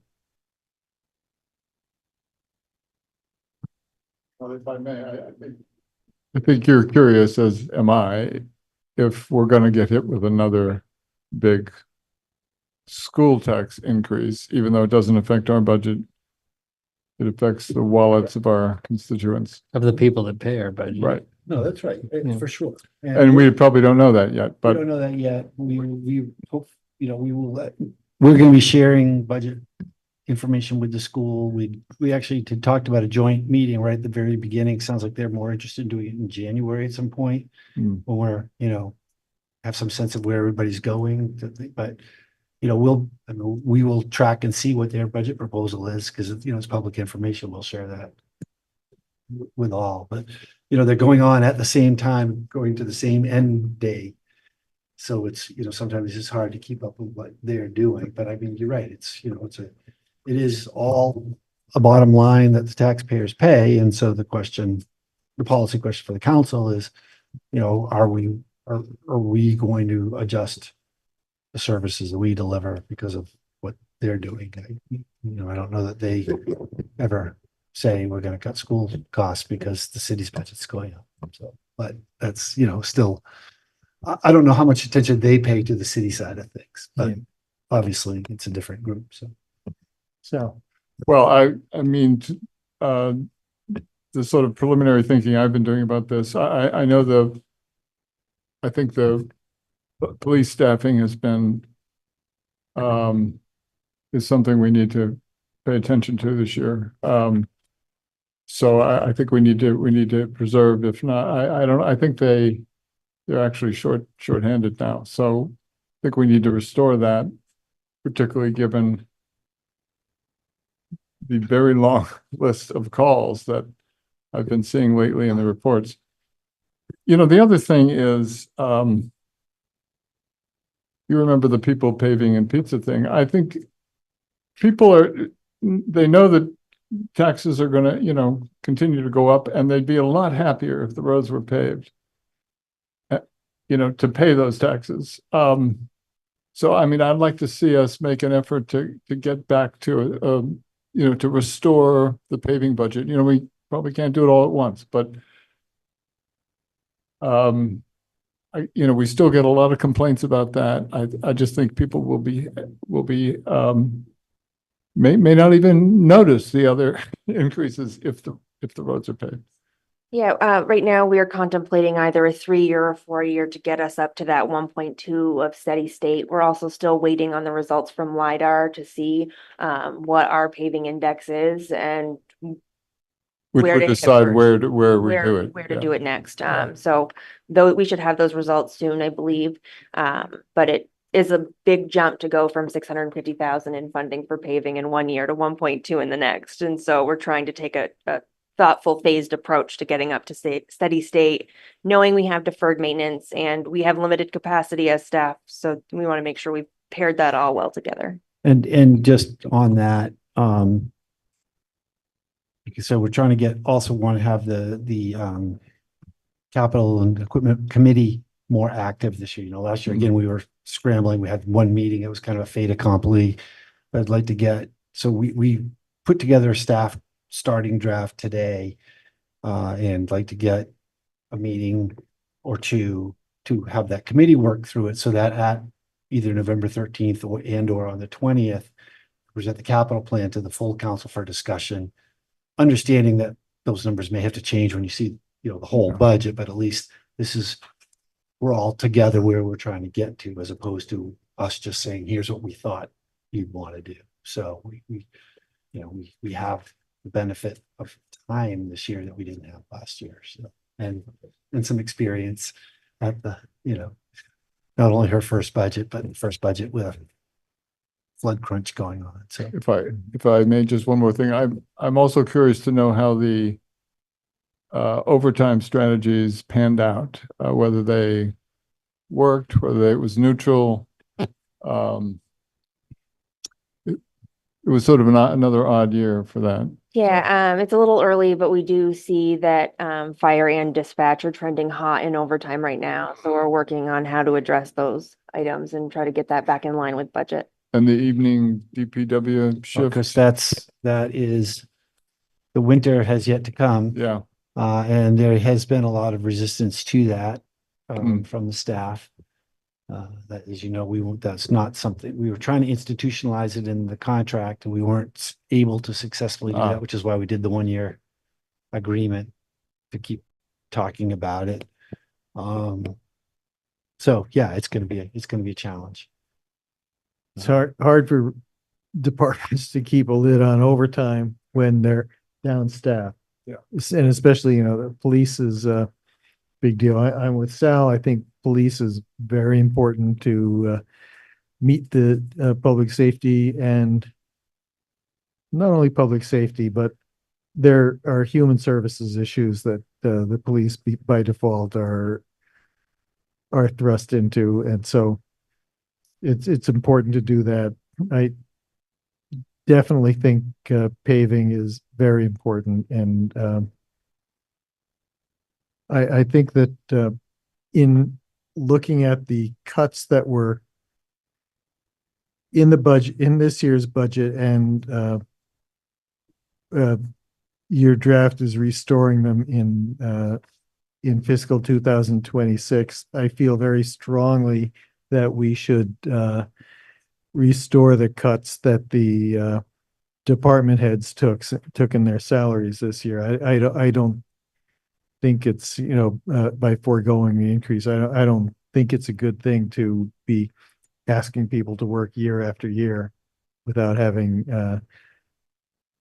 their salaries go up. And so what I would be looking for is bringing them in fiscal 26 to where they would be if they got the raise this year, and then again in next year. Seems like stepping back into this, like we just feels like we just finished it. And remembering how painful that experience was, the rates of increase that people have been encountering in the community for the most part. There are a few categories within the new tax assessment system that didn't go up as much, like condominiums. But for the most part, I've seen a lot of homes that were in the $12,000 to $14,000 a year range, and now they're in the 18 plus range. I mean, taxpayers are really, and I know it's not just us at schools, but it is us too. And I think back to that conversation last year, if we look at our essential services and what we must provide, what are our essential services as a community, and which ones we have more discretion over. As much as nobody wants to give up anything, I think it's time to say, rather than do a million small cuts to all our basic essentials and not get them right, should we look at something bigger and just make an adjustment? I mean, do you look at, for a town of under 8,000 with roughly 1,900 people actually paying taxes, and you look at the burden, do we have to say, can we handle a rec department? Can we run a senior center? I mean, is there one of these more discretionary areas that's not essential services that, I hate to suggest it, but it may be something in that league to get this under control? Because we know we've got the capital costs facing us. I mean, we've talked about it over and over, and we have to tackle those. I mean, we just hitched up a water line on School Street. What did they say? The main line at Main Street they tapped into, they thought was put in 1912. I mean, that's what we're dealing with. It's tough, but What would your maybe, target be? 1 million, 2 million? I guess I'd have to go back and look at the budget and see Uh-huh. I what, guess, so but it's not gonna be 300,000. Mhm. Yeah. I guess, I think the question for me is, I think it's a little early to actually put a hard number on it till we Yeah. can get it, but how would we have that conversation? Like, what process do you want to follow that allows adequate time to have that kind of policy conversation? I think that's, how do we're not gonna just off the top of our head tonight say, here's this, but if that's really something that the council wants to have, then there needs to be time carved out in the process for that. I mean, maybe just start thinking about it now. We talked about it again in November, but what we want to do is, obviously meet your needs, fund the strategic plan, the priorities that you've identified, stay within the guidelines that you try to set for us, and make sure that you get the opportunity to get the information that you need and want. Last year we did videos of the departments. Do you want the departments to come in and meet with you? Like, how do you want to review the budget so that you feel you have adequate information to make decisions? And like I said, I know it was rushed last year, and combination of, flood, we had some new council people, and, everybody, it was kind of worst confluence of, trying to pull a budget together. So fortunately this year, everyone's done it once, but That's a good question. how do we use our time the best to do that? And I think that's what because then we can set a process up based on what you want to do. Well, I'm thinking of all the questions I asked about things that we couldn't change, like the union contract has been set and these numbers are set, and they're just a line item in the budget, but it's nice to have those separated somehow so that we're looking at stuff that we can actually affect, and things that are set, things that are not changeable. We just don't waste time looking at it, talking about it, asking about it. Is it possible to do that? Just those nickels that are left over. I think that's a difficult question, to be able to provide that. I think. Well, I was thinking, I think we can do that a little bit, but even that, so.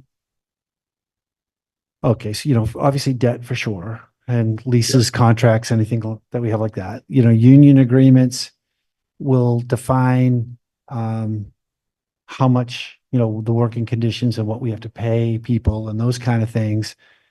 They don't necessarily control how many people are in those departments. That said, last year, the message was, our 3 union departments, police, fire, and public works, was, like, we don't really want to cut those. So if that's still where we're at, then then the amounts that those folks get are kind of set, although there are no contracts in place for the budget we'll be talking about, but that'll be another fun task to be doing this coming spring, is negotiating those agreements.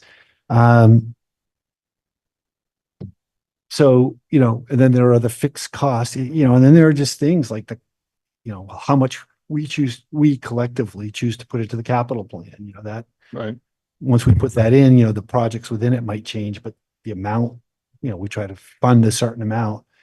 And then there are, then there's just things like salt and sand that, we have played that game in the past. We say, well, we'll just see if we can get by cutting salt, 20,000, and then you have a bad winter and you use it anyway. And, last year, Sarah, one of the reasons we had a tough budget year last year is because Sarah did a really good job of going through all the operating lines in the budget and getting them to actually reflect what we really spent versus, a wishful list of, or just see if we can keep it at this. So we had to, we absorbed a lot of that last year. So, so yeah, we can try to identify those, but some of it is discretionary, but some of it's like, it's, how well do you want to pay, maintain the roads in the winter? How well do you want to respond to certain things? How much safety equipment do you want our public, our first responders to have?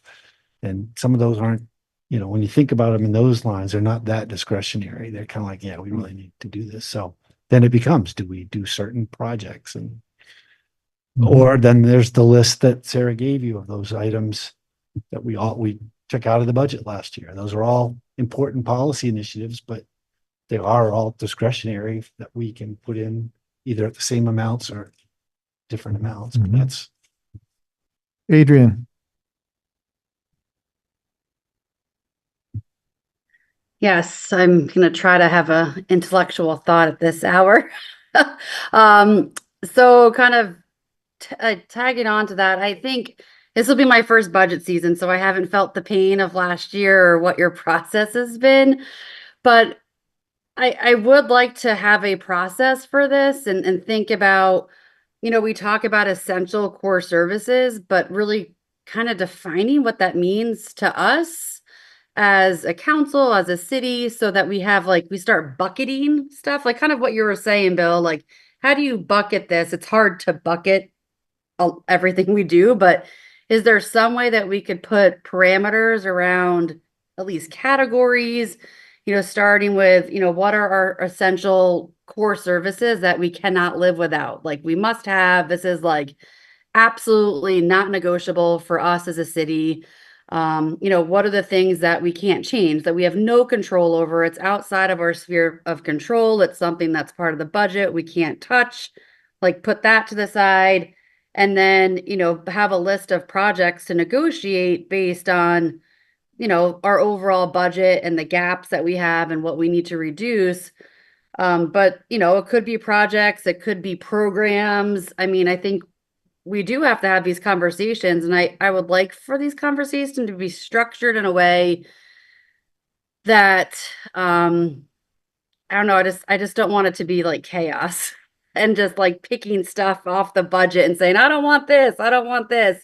So I don't know if we need to have a further discussion around process, but I'd like for there to be a process for this, and there absolutely can be one. I think we need to think very strategically and thoughtfully so that we are making decisions based on data and not necessarily how we feel about things. One of the things that I am thinking about what Bill asked is that for the last couple of years, we've had the department heads do these videos. But that means that there's a number of people on the council who've not heard a direct budget presentation from each department head with the opportunity to ask questions. And so I do think it might be worthwhile to, I thought the videos were good, but I think it might be time to again have all the department heads come in, once budget congress is over and you come up with a recommendation, to have department heads come in and do a presentation and engage in conversation with the council. That's one of the things, one of my recommendations.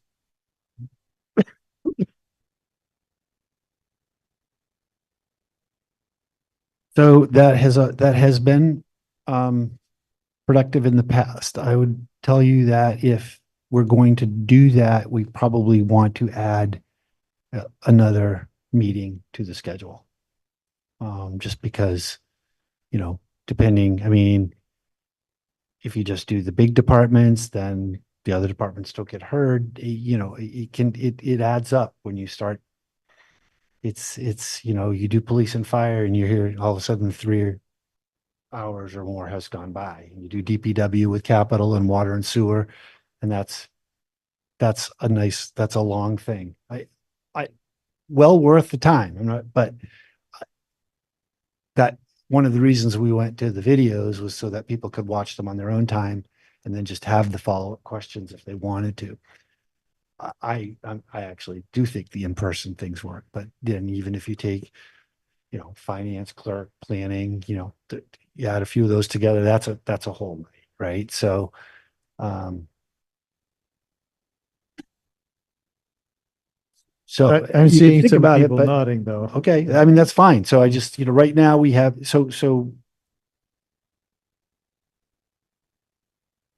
we would just yeah, so then the question is, do we want to add? We've basically taken, starting from the time we bring the budget in on December 11, we've taken every reasonable Wednesday through to the 22nd, other than the holidays. And I, as much as I'd like to meet more, I don't think we ever, we want to meet people. We all deserve that time. So do we pick another night during the week? 2 nights a month, we have to work around others, but to see what other groups are meeting, like planning commission, and we work around that, but like a Monday and Wednesday, or would you like us to come back with some proposals for that? Carrie? Yeah, I want to speak against the idea of having in-person presentations from all the departments. I think the videos are a good way to go, and then we can ask questions as we need to. Also, we did go through this really comprehensive process in our strategic planning during this past year, where we had all these presentations. We had every different part of the city came in and gave us a presentation in person. So, and that wasn't very long ago, and we've all been through that. So I think we're okay not doing that.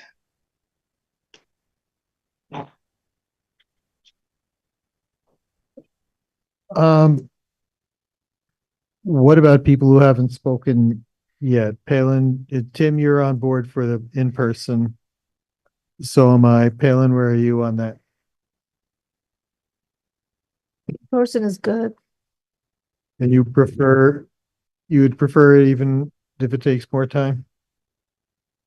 Even if it takes more time, but eventually it takes more time anyway, right? Like the budget discussions, whatever we do really takes more time. So my idea is still same. I don't want to have huge raise in tax. And I don't want to cut so many things from the core responsibilities of the city. And I know it is impossible to create budget like that. But if we can get closer to that, it will be enough for me. So if everybody thinks that we need additional meetings, it's fine by me. Adrian.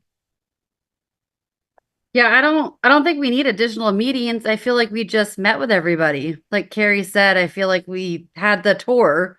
Everyone came in, they gave their presentations. I feel very comfortable with, we can go back and look at the slides that everyone presented. I mean, those were really long.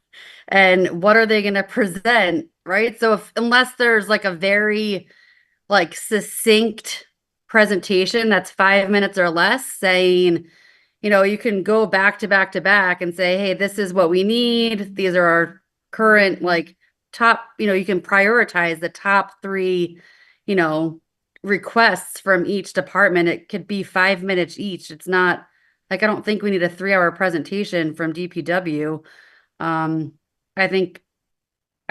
Even they just send it to us. We can just review it and then start making some informed decisions based on, I just really want to make some data informed decisions and not just pick stuff out of the air.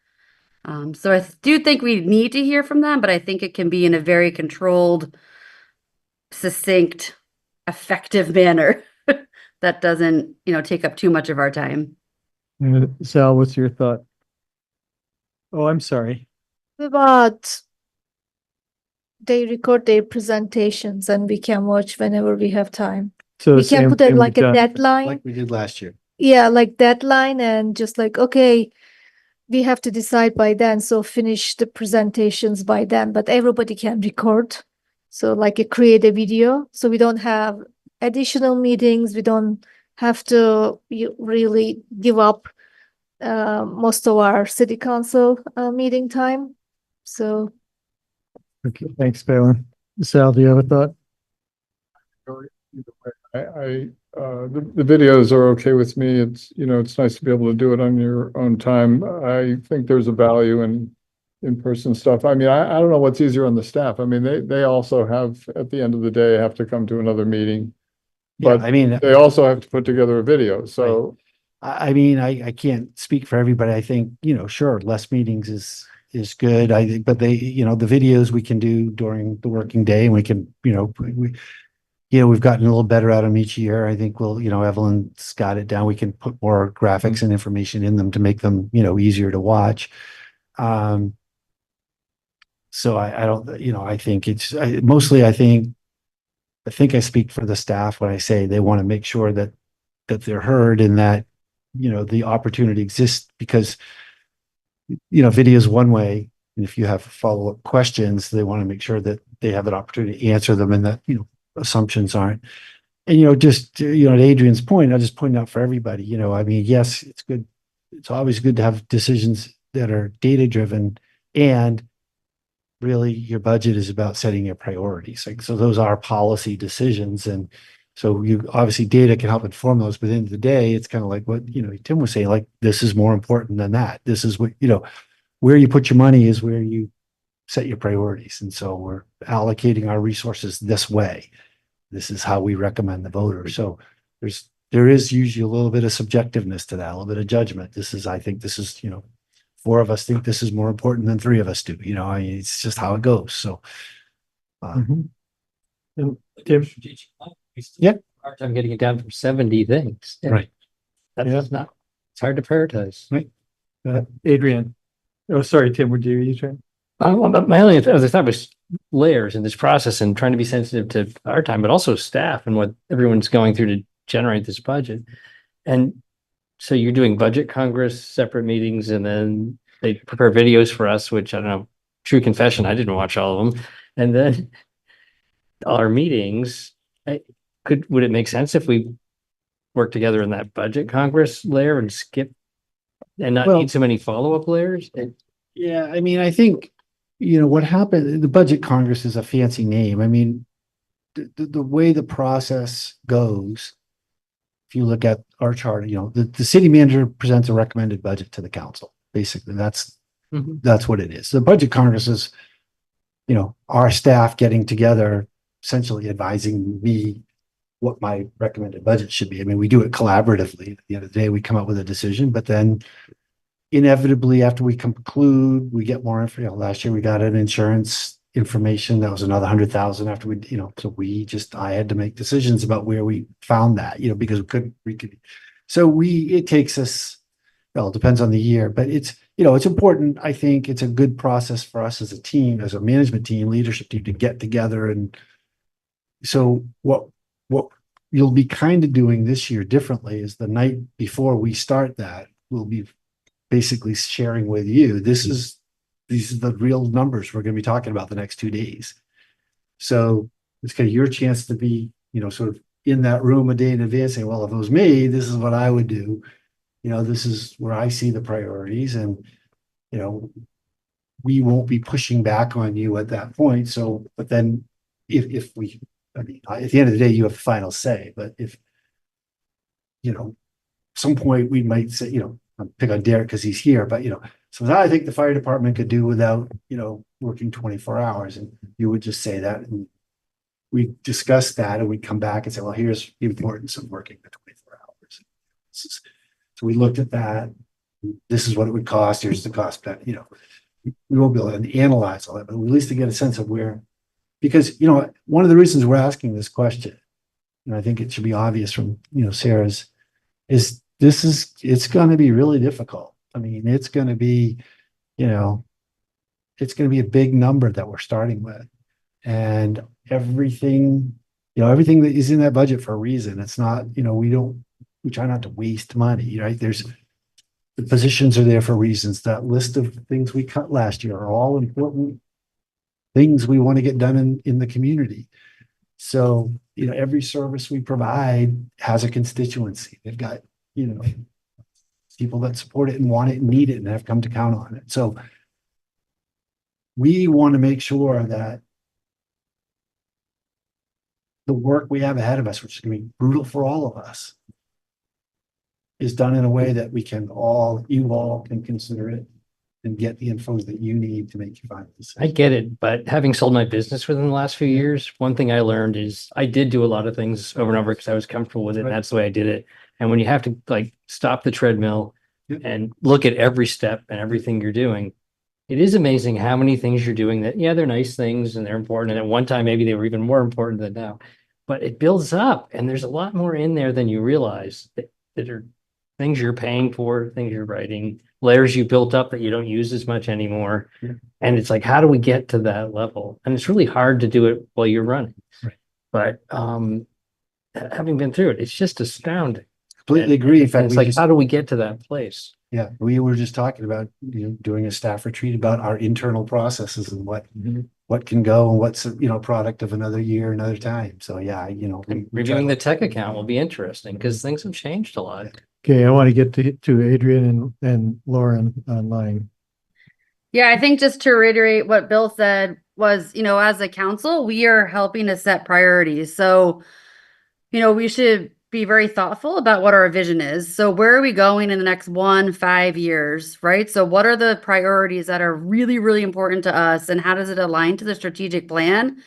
And if it doesn't align to the strategic plan, that could be one thing that is not funded. And so I think we need to do a side by side of the strategic plan, making sure it aligns with the budget. And then following up when Tim says, there could be stuff in that budget that has been legacy, that has just been a part of how we've done business for a long time, because that's totally normal.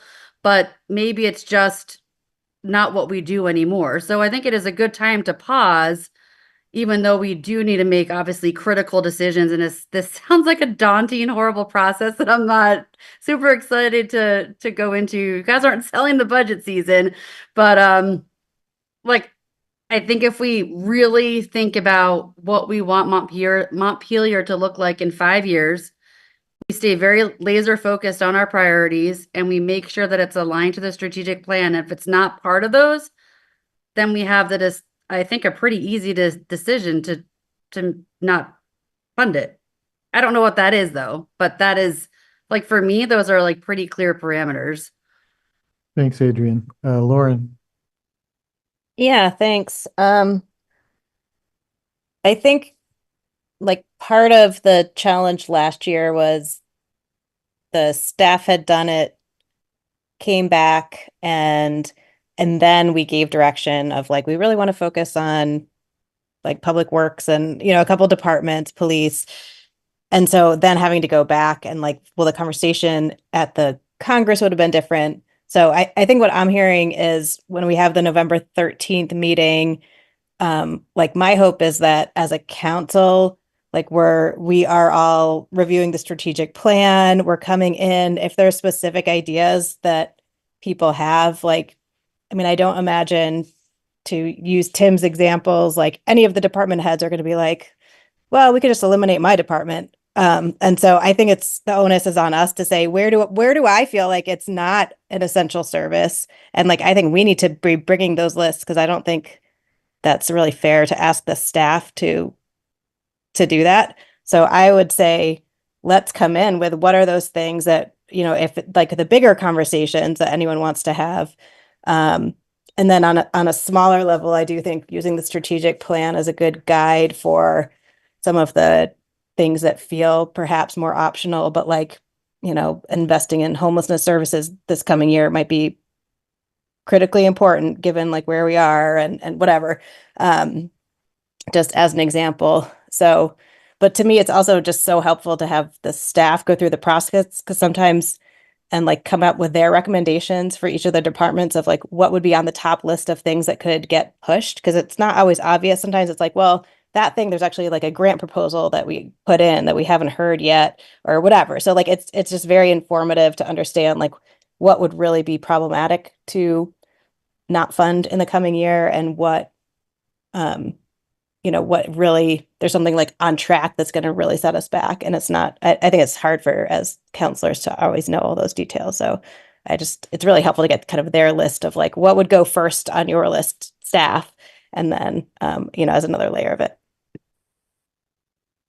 Thanks, Lauren. Well, Tim, I'm not hearing as much support for our idea of having everyone come in person. So I think we'll watch the videos, but come prepared with questions. Bill, are you getting any closer to where you wanted to be? Sure. feel free to say no, but. No, I think what I will do is, this has all been really helpful. We will be talking about this next meeting, so maybe we'll outline a suggested process based on this conversation, and you can react to that. That might help. Great. Yeah, sounds good. Yeah. It's after 11 and I don't know that you're getting Nope. more exactly. out of this council tonight on that topic. So that moves us to council reports. Lauren. Pass. Did you say pass? Yeah, sorry. Pass. Okay, Palin. Okay. I thought you are going to the online. Okay, so I want to thank Evelyn and City to announce the youth committee. So for the press release, and also there was a post on Front Forum. And after we posted on there, they reached out to me and Evelyn, and they told that after seeing that announcement, Front Porch Forum decided to change their membership age, and now it is 14 and up. So it's a huge, I don't know, I got very excited about it because it's a great thing for youth, and our youth committee is already creating some momentum. Although we haven't started working yet, we are just accepting the application. So I just want to share this with all of you. And also I appreciate Front Porch Forum to support youth voice in our community. Thank you. Thanks. Yep. Just two things I've had on my list, and as we head for budget process, it would be nice, it'd be good, I guess, I think the last one I found was just an update for what we've got in the Country Club Road property.